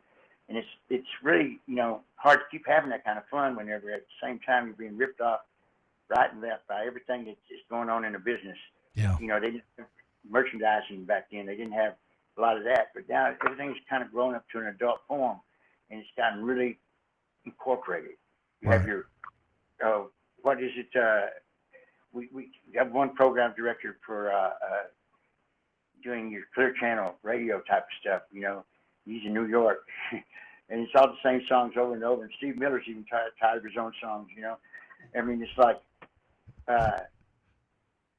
we've become a caricature of ourselves in ways of they need to give the real pillars of this business that were real, like Elvis Presley, not Fabian was Hound Dog Man, but Elvis Presley was selling You Ain't Nothing But a Hound Dog to teenage white girls whenever Big Mama Thornton showed. She's singing about a little skinny black man, okay? You ain't never a hound dog, you never caught rapping, ain't no fear. But that's okay, but man, that's pretty good salesmanship right there. But he had the moves, and it was rippling through the whole thing. And it is personality that sets Elvis and Muhammad Ali apart from other people that had that same position in life. And John Lennon was one of the first high-profile personalities. When he met me, see, Elvis told me to do the song Jim Dandy to Rescue, okay? Now, did Elvis call you? Yes, on the phone. I was at Wally Heider's studio. And What'd he say? Told me to do the song Jim Dandy Rescue and told me to turn it first person. And he told me I was meant to do this song. And I was thinking, please don't get heavy. I mean, I'll do the song, whatever it sounds like. I'm thinking in my mind, And but he was a big fan of people that are from around Memphis area, okay? Uh-huh. And he's also a big Jim Dandy fan, Laverne Baker, Jim Dandy fan, okay? And he already got Dan Barker to record a song, too. And you remember on Little Sister, I went to get him candy, along came Jim Dandy, and walked right out the door, I was even in Little Sister. But he told me to turn it first person, and I was meant to do this song, and he's tired of waiting on me to discover it myself. And I said, yes, sir. You don't say no to the king of rock and roll. I thought, how corny. What I say that for? He said, well, rock and roll is created by a disc jockey for his own pocketbook, I figured. But if that's what the kids want to call it, that's okay with me. I play rhythm and blues, country, and I ain't but one king, and I ain't king. And I couldn't wait to tell my mama that. But things like that is happening in our lives. It's obvious divine intervention going on, shaping us to what we are. Right.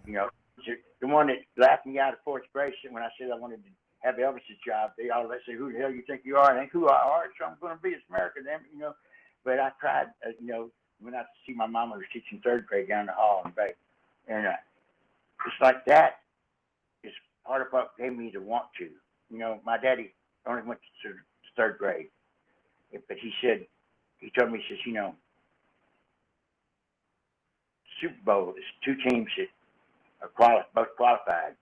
And when it gets down to the Super Bowl, it's who wants it the baddest, Yeah. And he also used to tell me things when I'd be in the pickup with him, like, Kane never could do nothing, Jim Dandy. He say, he's going to start calling me Jim Dandy when he was only 9 years old. And I thought he was saying I was sitting when I looked at his flower bag to see Jim Dandy flower and got with ruffles and stuff on it, That's really before I started having the fights, before my hair was that long.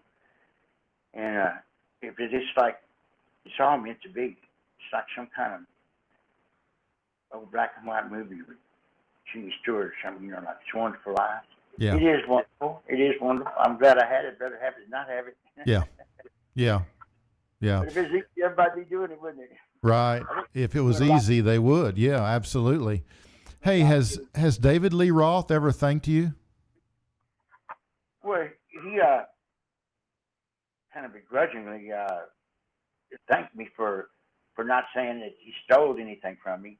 And I told him, I said, he couldn't steal nothing from me. I got it for nothing. He got it for nothing. I wouldn't advise it to most people, not unless they have true blue want to. They shouldn't. I had a song I wrote not too long ago called I Wouldn't Want to Be Like Me If I Was You. And, not without true blue want to. You got to really want to. For me, okay, it's okay. I loved it. It's a pretty high profile, pretty, kind of a whole new jet engine to it. But at the same time, a lot of people, they had identity crisis. They thought they want to be like somebody they idolized. Yeah. They never did it. They had an identity crisis, personality conflict. felt like I had no personal life. You know, some of them even committed suicide, much less the ones that obviously became drug addicts or alcoholics, you know. But, you know, what's kept me going wrong for a long time is kept me on the right path. Is the main thing is keep the main thing, and that's the main thing. Yeah. And whatever main thing people got in their life, as long as they keep the center of what is the main thing, it means, you know, to me, right up there with the big ones is family, love, and true friendship, you know. Things like that you can't, you know, things I wouldn't expect to come out of Mr. Hot and Nasty, like believe in love, not lust. Yeah. Trust, believe in the truth, not the lie. You right. know, well, they natural at 3 years old. They think they just believe in the fast money and the line. You know, little kids, with some families forever, it's like the prodigal son in scriptures. You know, but when he finally comes back, it seems like the father was happier about that than the guy that the son had been good the whole time. But it wasn't so.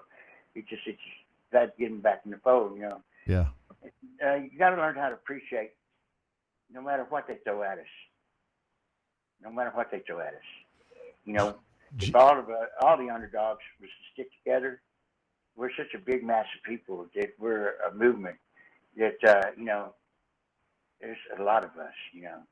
You know, Jim, I know David Lee Roth got it from you. No doubt in my mind, but where did you get it?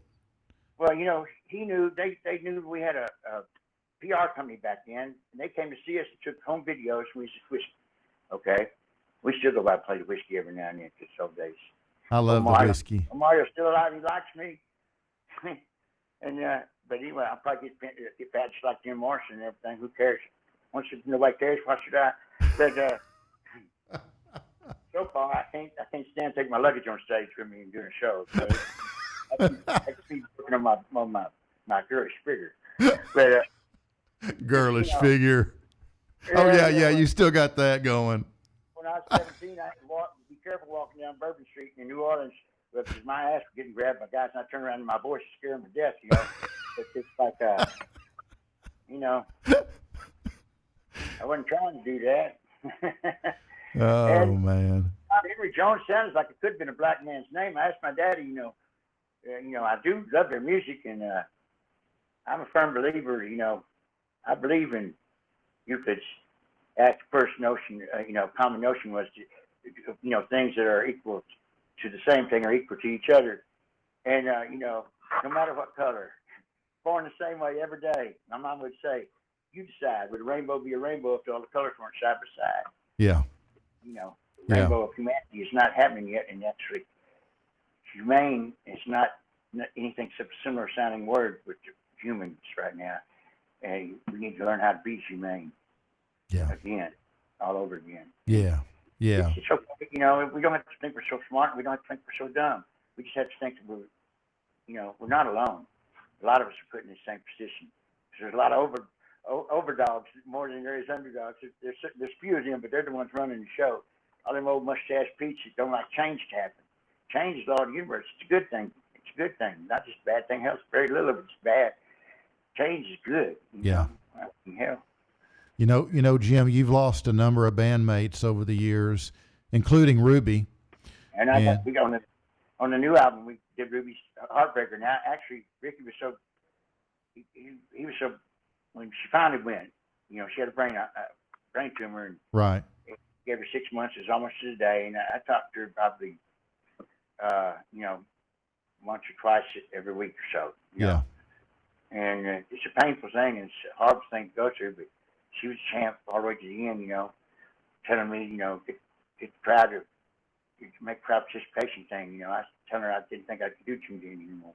It's her voice, I mean, her tearing through there to go Jim Dandy. I mean, actually, my voice was gone, okay? When I was on top of the world, I got a chance to be on top of the world, I smoked my throwaway on hashish trying to keep up with the guitar players. I had a bronchial condition with 2 packs a day smoker.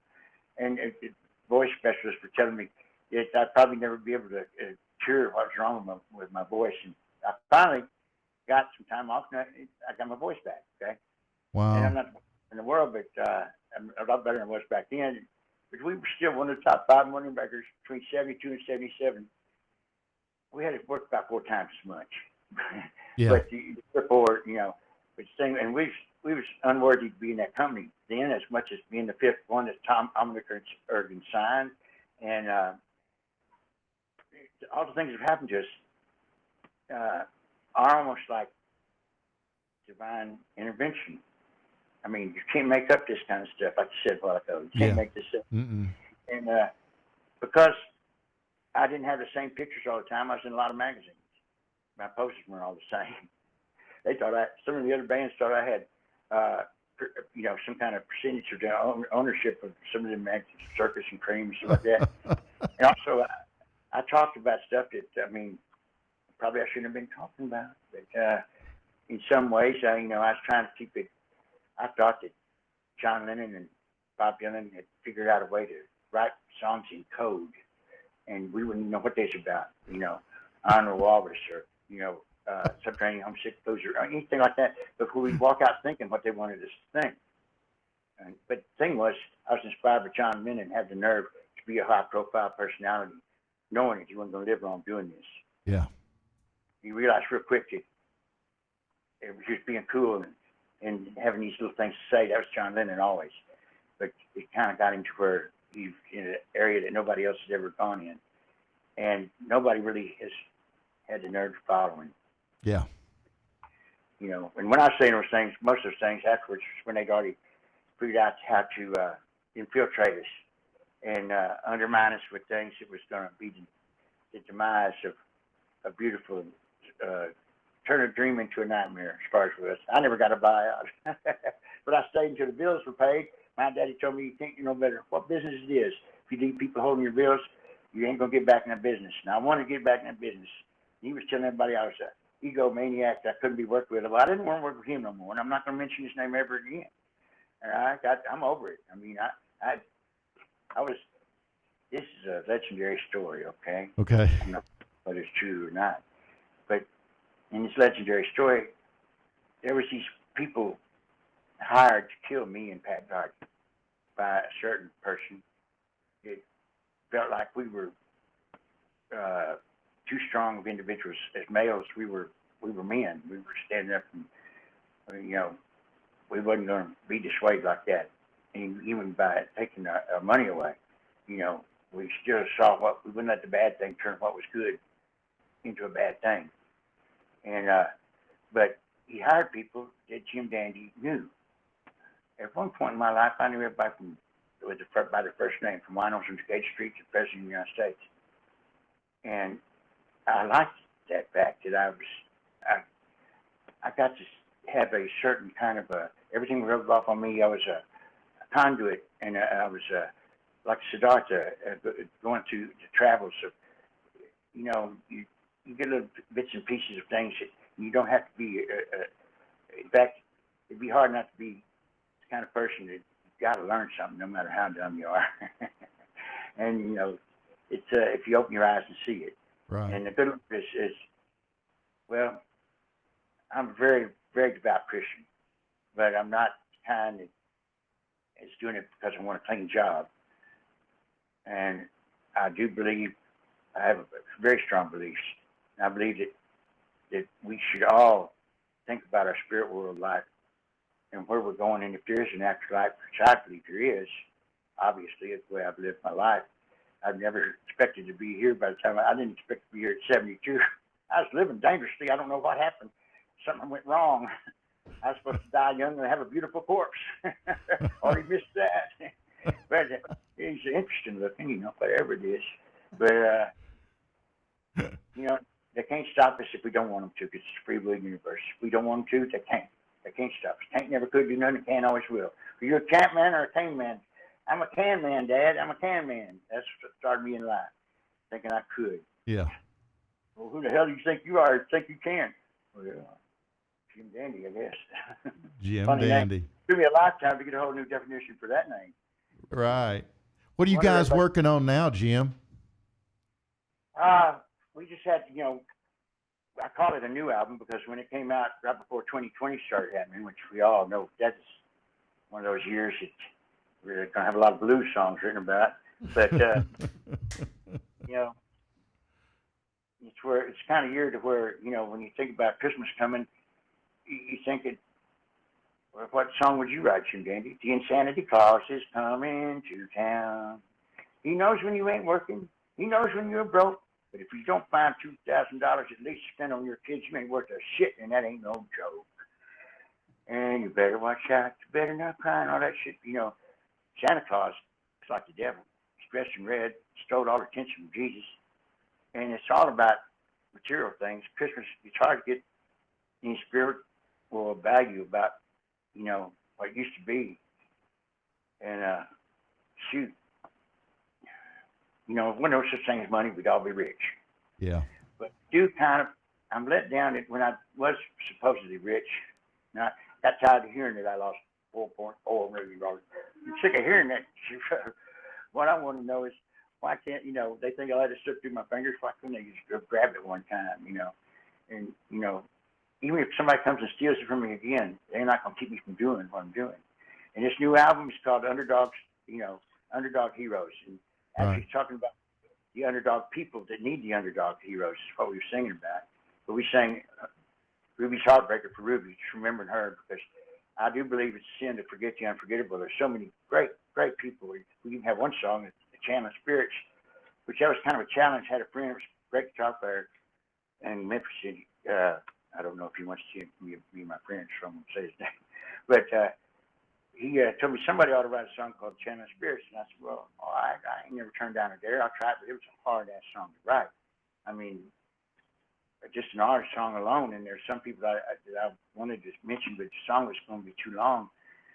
And, but, you know, those that were, you know, the ones that were ahead of their time, you know, and they had the foresight and to see more than just the basic reasons most people really do it, you know, for pussy or money or power or popularity or whatever, you know. But there's more reasons than that. Rock and roll is a statement of freedom. You can do anything you want to do. Just don't step on my blue suede shoes, you know. Don't get mad at me because I don't want to wear one of them blue corduroy coats that says Future Farmers of America.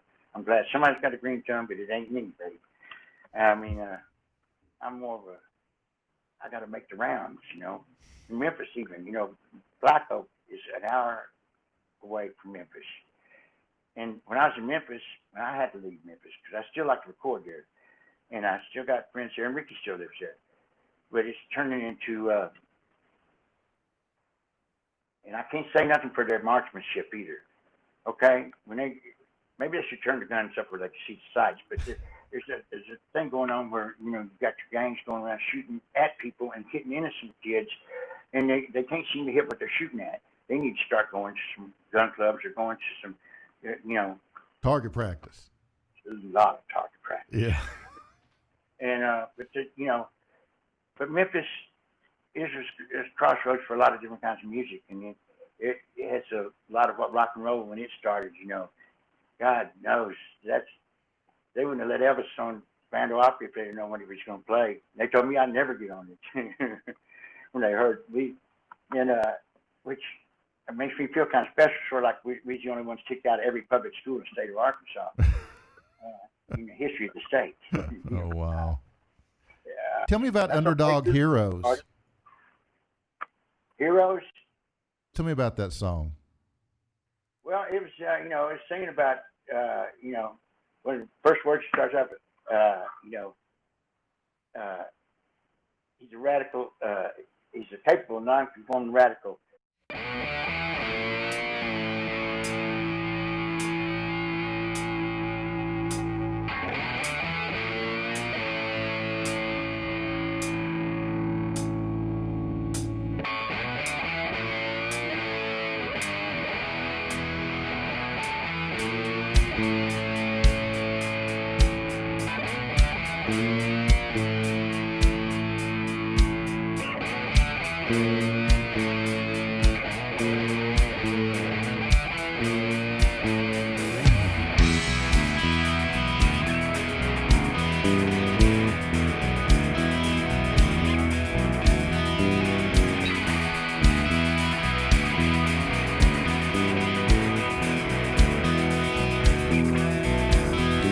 He's a capable, non-conforming radical. He's incorrigible, unstoppable. He's an agitating, instigating, underdog hero of the people. He's for real, a soldier of peace, for to kill the beast.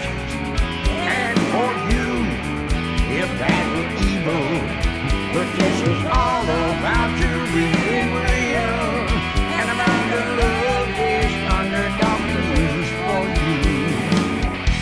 These underdog people need the underdog heroes. Underdog heroes forever. Underdogs should stick together. That's right. Underdogs should stick together. Underdog heroes forever.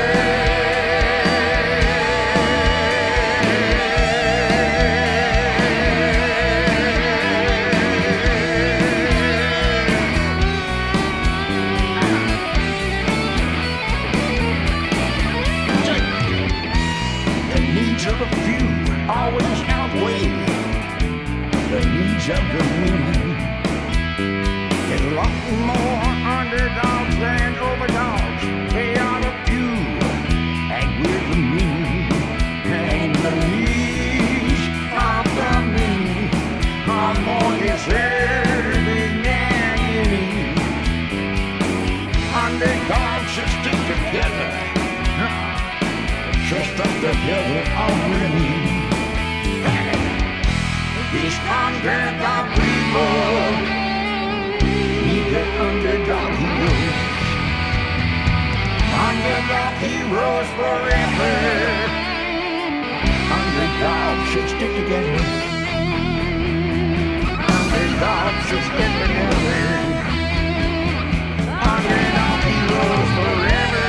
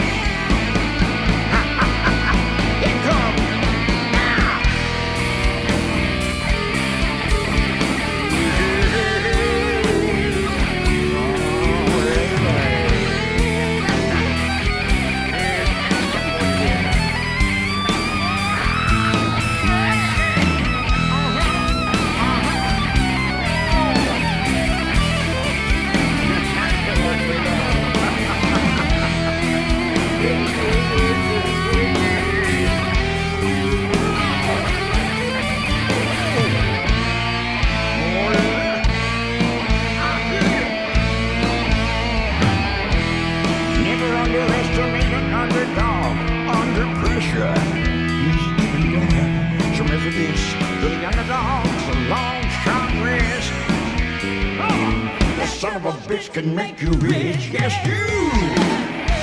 It's underdog people. Need the underdog heroes. Underdog heroes forever. Underdogs should stick together, don't you think? Underdogs should stick together. Underdog heroes forever. Underdog heroes. Underdog heroes. Underdog heroes. Underdog heroes.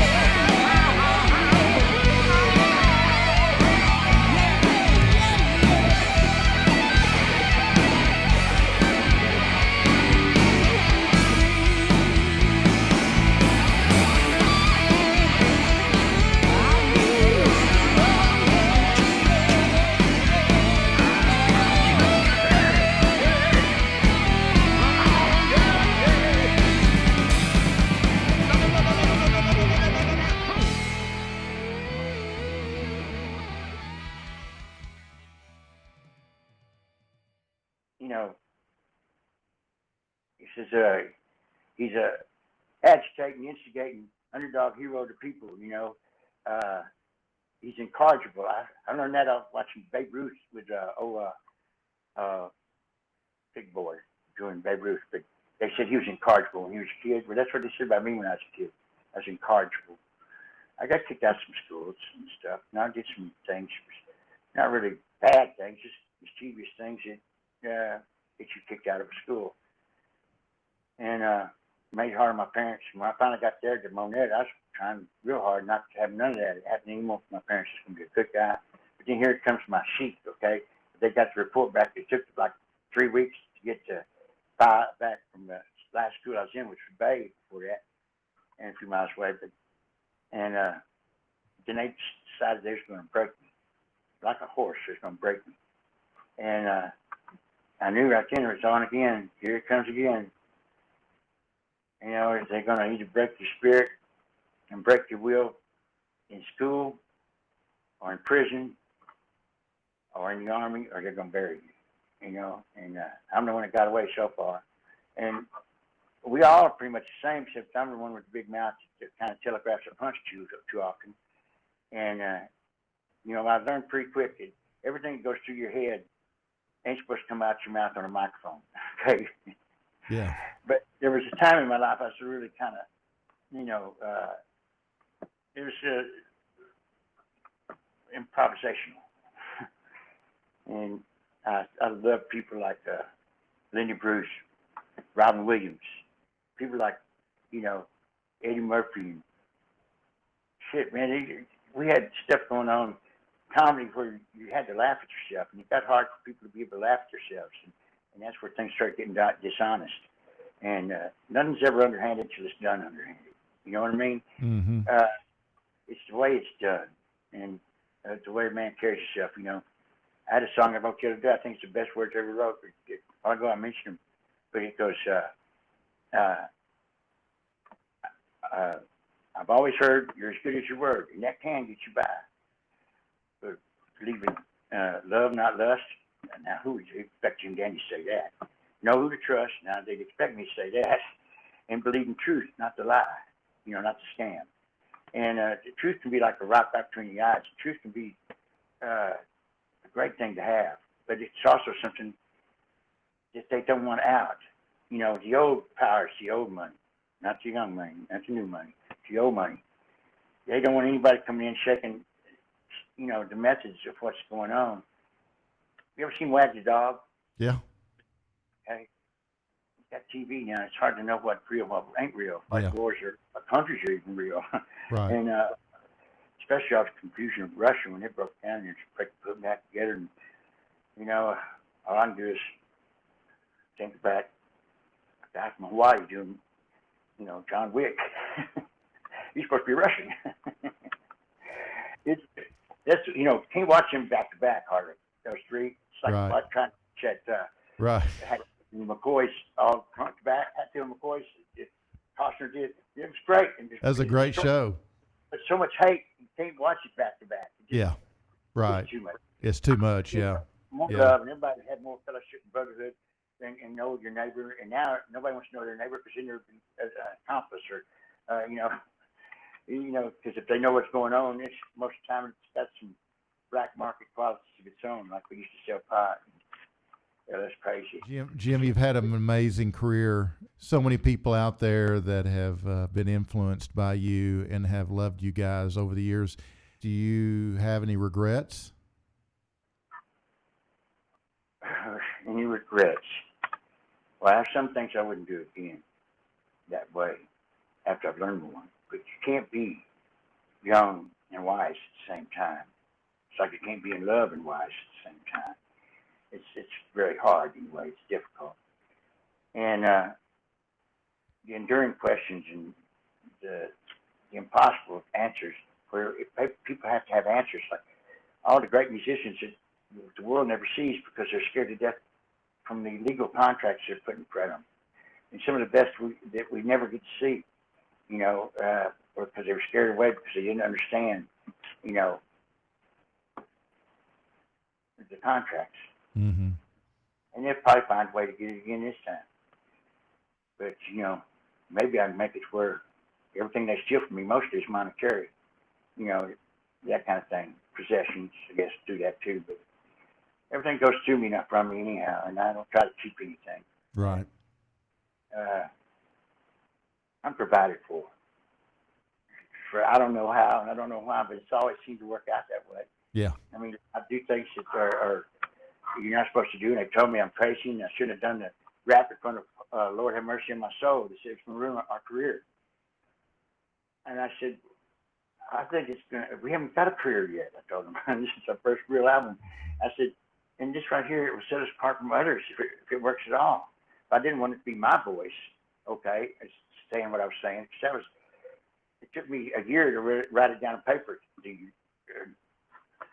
reading in front of the song. And it came from an LSD trip, and a very intense one. And, you know, and I tried to put it in its own variation cartoon forms, but it's like going to a place clear out and dark, and your body's freaking out to somewhere. It's not even in any kind of language. It's so primitive, you know. It's like all of a sudden it's a Cro-Magnon type of human being running around while I'm in astral projection. Yeah. Me and Dirty took 3,000 acid trips trying to find a good one. Never found one. Yeah. Oh yeah, friends of mine and Legendary were hired to kill me and Pat. They asked me, do you want me to kill him? And I said, no, I want him to stay alive.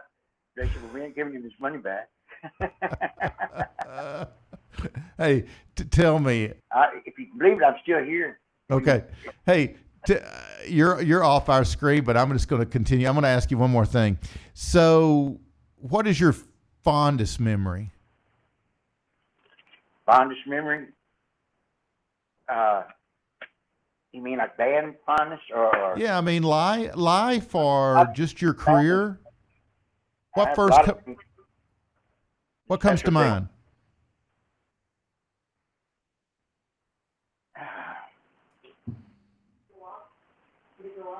Huh? Oh, the camera's on. You still see me, can't you see? Yeah, I can see you. Yeah, you're back. You just went off for a minute. But you know, that we did it at all, and that we stayed together through all of that until it got to the end where, you know, it was my fault. I'm always to blame. Always to blame. It's funny, that first song on the new album, that's you know, the song that we always liked on our Robot album, Alan Parsons, you know, in the old days. Uh-huh. But it was almost all keyboards, and we turned it into a guitar riff, and then it first one says it, and if they say you don't know me, and says and if but the whole thing was like I'm always to blame. If they say I was to blame, I'm always to blame. I was doing a camp on Hot and Nasty. Only Ricky would probably pick up on, but quite a few people picked up on it. And then Alan Parsons, he picked up on it too and really liked it because, you know, also Ruby's Heartbreakers, Mark Varner wrote that song about a girl that broke his heart in high school. He didn't even like her anymore. And I told him, I said, I want to use your music to Heartbreaker. I got his permission. You know, he knew Ruby too. And this was way years ago. You know, when Ruby died. It was 1994 when Ruby passed away. Mark Farmer with Grand Funk. Yeah, Mark Farner with Grand Funk. Yeah. And he was, you know, we've been playing that song, and it's been evolving since 1994. Uh-huh. His music, and I changed the words a little bit to what I was singing them to Ruby, you know. I miss her today. I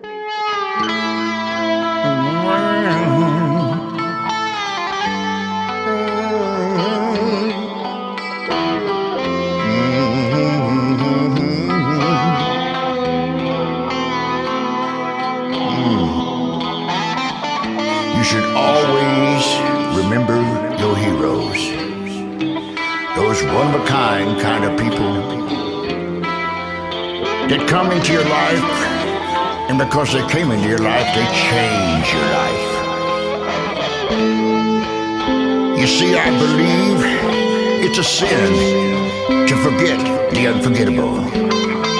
So this song is dedicated to the memory of an unforgettable little lady with red hair and a perfect derriere. Them sing with us on Jim Dandy to the rescue and many more. For we will never forget Miss Ruby Star. Sing it right now. This is for you, this is for you, baby. Once I had a little girl. Sometimes I think about her, but you know, she's no longer there.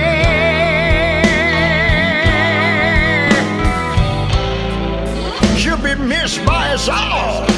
It's so hard to do without her. Oh, but crying all the time, it's getting much too hard for me to bear. Heartbreaker, can't shake her. Heartbreaker, no longer around. Heartbreaker, can't forget her. I'll never forget her. Heartbreaker, breaking me down. Now that she's gone, gave her everything I had. My heart, my soul, my love. I cried when she died, but she was so worthy of heaven above. Oh, I don't cry no more. You know I'm lying, because when I remember, Lord, gonna be just like I'm lying. Heartbreaker, I can't shake her. No, heartbreaker, no longer around. Heartbreaker, I can't forget her. No, heartbreaker, I'm missing her down. Now that she's gone.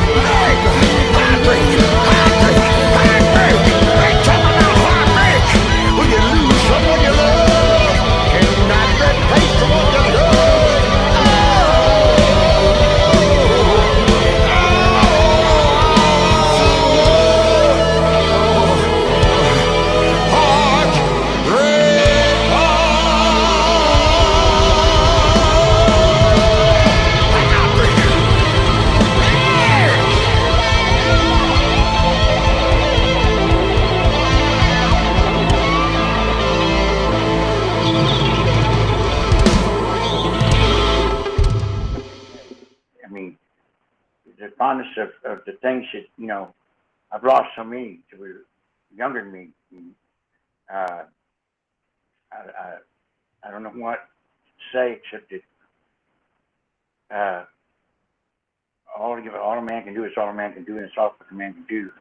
And every time I try to find new ways to do things, new angles to do things, because it's gotten to where it's almost predictable with me and the powers that be, the authoritative structure that's out there. And they don't trust any young change that's not controlled by somebody else that they understand. And I'm just surprised that I'm still here, to tell you the truth. But they used the wrong caliber of guns, and they always had to, you know, they need to be better shots. I'm still a moving target. I just think quite as fast as a moving target. So what do you want people to remember about you? Oh, hey, man, I never changed, really. I was always the same. I mean, the same stupid guy. I just tried to keep everybody in a good mood, and I try to do what I can to make it where everybody has food to eat and something to get high on, or, you know, and I'm not talking about the hard stuff. I'm talking about what now we find appreciation for marijuana. Now we give kids scholarships to go to college to learn more about marijuana and all its uses, and it's got a lot of uses. It's a funny thing that they don't know is fucking, you know, Jefferson and Benjamin Franklin both had advised, after we got our independence, that hemp be one of the crops that they suggest be grown.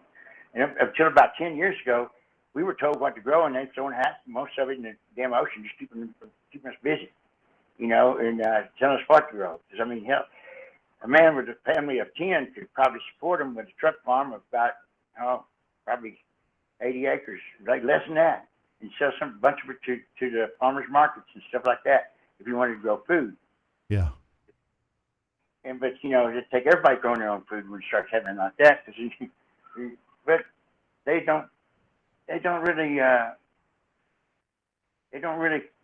show people that they favor that much, you know. Yeah. And yeah. For whatever reasons, there's so many sordid reasons, and, you know, they can always find a reason to justify what they do. And if they can all remember that, hey, we just wanted them to have a good time, and we're a real rock band, and even though it's only me and Ricky left, really, but Dirty just wanted to retire off the road, and I always thought he was probably the best musician in the band, but he was a certified, you know, paranoid schizophrenic, and a lot of people got the wrong impression with Dirty. They're kind of scared of him because, you know, he was kind of a fatalist. If something bad's going to happen, it's going to happen to me. It's going to happen tonight. You know, that kind of thing. He'd give me the shirt off his back and take a bullet and saw somebody trying to shoot me. Yeah. You know, and I'd do the same for him. I'd rather die than have to see him go when I see him coming. And I hope that me and Ricky go together because I don't want either one of us to be without the other one. Yeah. We're both. He's a gourmet chef. He went to culinary school for 2.5 years, little by little. Wow. And I got really big there for a while and had to quit living with Ricky. Me and him had part ways because it was like taking my luggage on stage from him. You know, it was Dumpy Dandy, and it was your voice is somehow even better. Like when Elvis was big, you don't see many skinny opera singers, but you know, diaphragm and all that stuff. Right. My sister was a singer of my family. She was a miracle baby. You know, had no cleft palate. She had no goosel. Yeah. She couldn't hardly talk and all that. And I was about 2 when she came in the world. She ended up being a voice scholar and a singer and all that stuff. Shit, I'm just, you know, I can't carry a tune in the bucket, my dad used to say to people come visit. You know, whether I could or not, but I was willing You did to try. it. And when I saw Elvis having that fun, I figured, man, that's a lot of fun. You know, we could go on for another hour, and I hate to cut it short, but this show is not going to fit in our 2-hour slot, but I would love to have you back on for a part 2. Well, whatever, you know, it would be fun to get. I would love to do, if you've got the time, I would love to set it up and do it again. I'll get a hold of Piper and see, but I'd love. My daughter, she's got her own little show that she's doing. And yeah. We've done things in the car, which the first one she did was candid. She didn't let me know she was filming it. Yeah. Boy, it was terrible too. Boy, God, terrible. Yeah. It was it anyway. and just see me talking with my daughter in a different light. Right. Yeah, she's a good person. She was very helpful. She can do it because she had to take time off to do this. Oh, that's true. Yeah, she'd have to take time off work. She's manager. Yeah. We talked about that. Well, I'll talk to her. Maybe one of these days we can set it up again. I'd love to have you back on. But I read something on your website that you wrote about people had to have a toast for you after you're gone, and I was thinking, you know what? I've been Andy Soprano, I've been listening to this guy sing, and you just totally threw me back when I saw you on Midnight Special the first time. And I've been thinking, I've been listening to this guy all these years, and I don't want to wait till he's gone to toast. So this is to you. All right, here you go, my friend. And I'm going to do this now. And I want to say to you, like the great philosopher Leonard Nimoy said, may you live long and prosper. I have already, and I will continue to do so. There you go, Jim. This is all of my wives and girlfriends who may they never meet. Jim, it's been an honor. It's been a pleasure having you on. It's great to see you in person. I always go far. They say how far is far enough. Well, I don't know when I've gone far enough till I've gone too far, but at least then I'm sure. So I know you got more than you needed. But well, let me tell you, I need an outlet for a little while. if you don't make it to Dallas soon, I may have to make a trip to Black Oak or Memphis because oh yes, I would love to meet you in person. Well, yeah, it's so exciting though. It's hard to deal with the excitement of some doggy downers or something, because where I come from, it's really yeah, it's a hopping place, man. It's a happening place. Those people more than anybody. It's hard to explain to them. What they saw from 40 by 40 foot stage, they couldn't even conceive how I could go up there and do that. And yeah. They asked me, how did you do it? I said, I guess divine intervention had to do it. I don't know. They took me out there. It's like my dad taught me how to swim. Told me in the diving area and said, swim. I thought, better learn how to underwater first, right? Well, you did a great job. You're still doing it. I appreciate your time so much. I hope to have you on again. And one more time, thanks, Jim Dandy. Anytime you want to, DJ. Thank you very much, sir. Yes. This one, I'll do it again. Okay, awesome. I'm looking forward to it already. All right, brother. Okay, talk to you soon. Behave, whatever behave is. Okay. That's awesome. Thank you, sir. All right, guys. Damn. All I want to say is go, Jim Dandy, go. I've been gone. I think I better come back now. Guys, that was James Mangrum, a.k.a. Jim Dandy of Black Oak, Arkansas. What an honor to have him on today. Remember that all of my content is on YouTube. Just search Barside Jive Live. And please subscribe while you're there. It's real easy to do. I want to thank Jay and Jimmy for all the work they do in production behind the scenes to make these shows possible. And guys, we are out of here. We appreciate you hanging out with us this evening, and we hope you got home safely. We do appreciate your support of what we're doing here and hope that you'll share us with your friends and your followers. And until next time, all we ask is that you be kind to one another, keep it real, and keep on rocking. And I'm going to close the show with one more song from Black Oak, Arkansas, Hot Rod. You ready, Jay? Well, I think it's time we just jump in that hot rod and just see how fast we can go.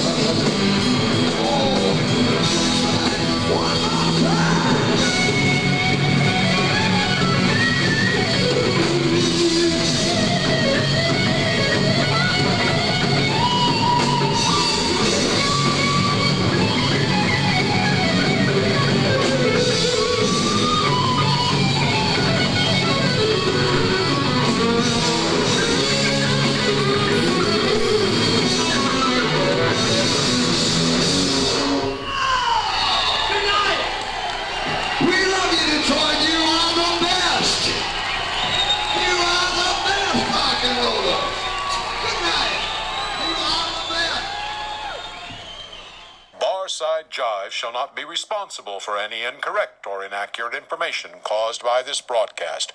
Barside Jive does assume, however, all responsibility for the satirical nature of its content and for the occasional fictional nature of its content. All characters appearing in this broadcast, even those based on real people, except for our featured guests, of course, are entirely fictional, and any resemblance between them and any persons living dead or undead is purely a miracle. Have mercy.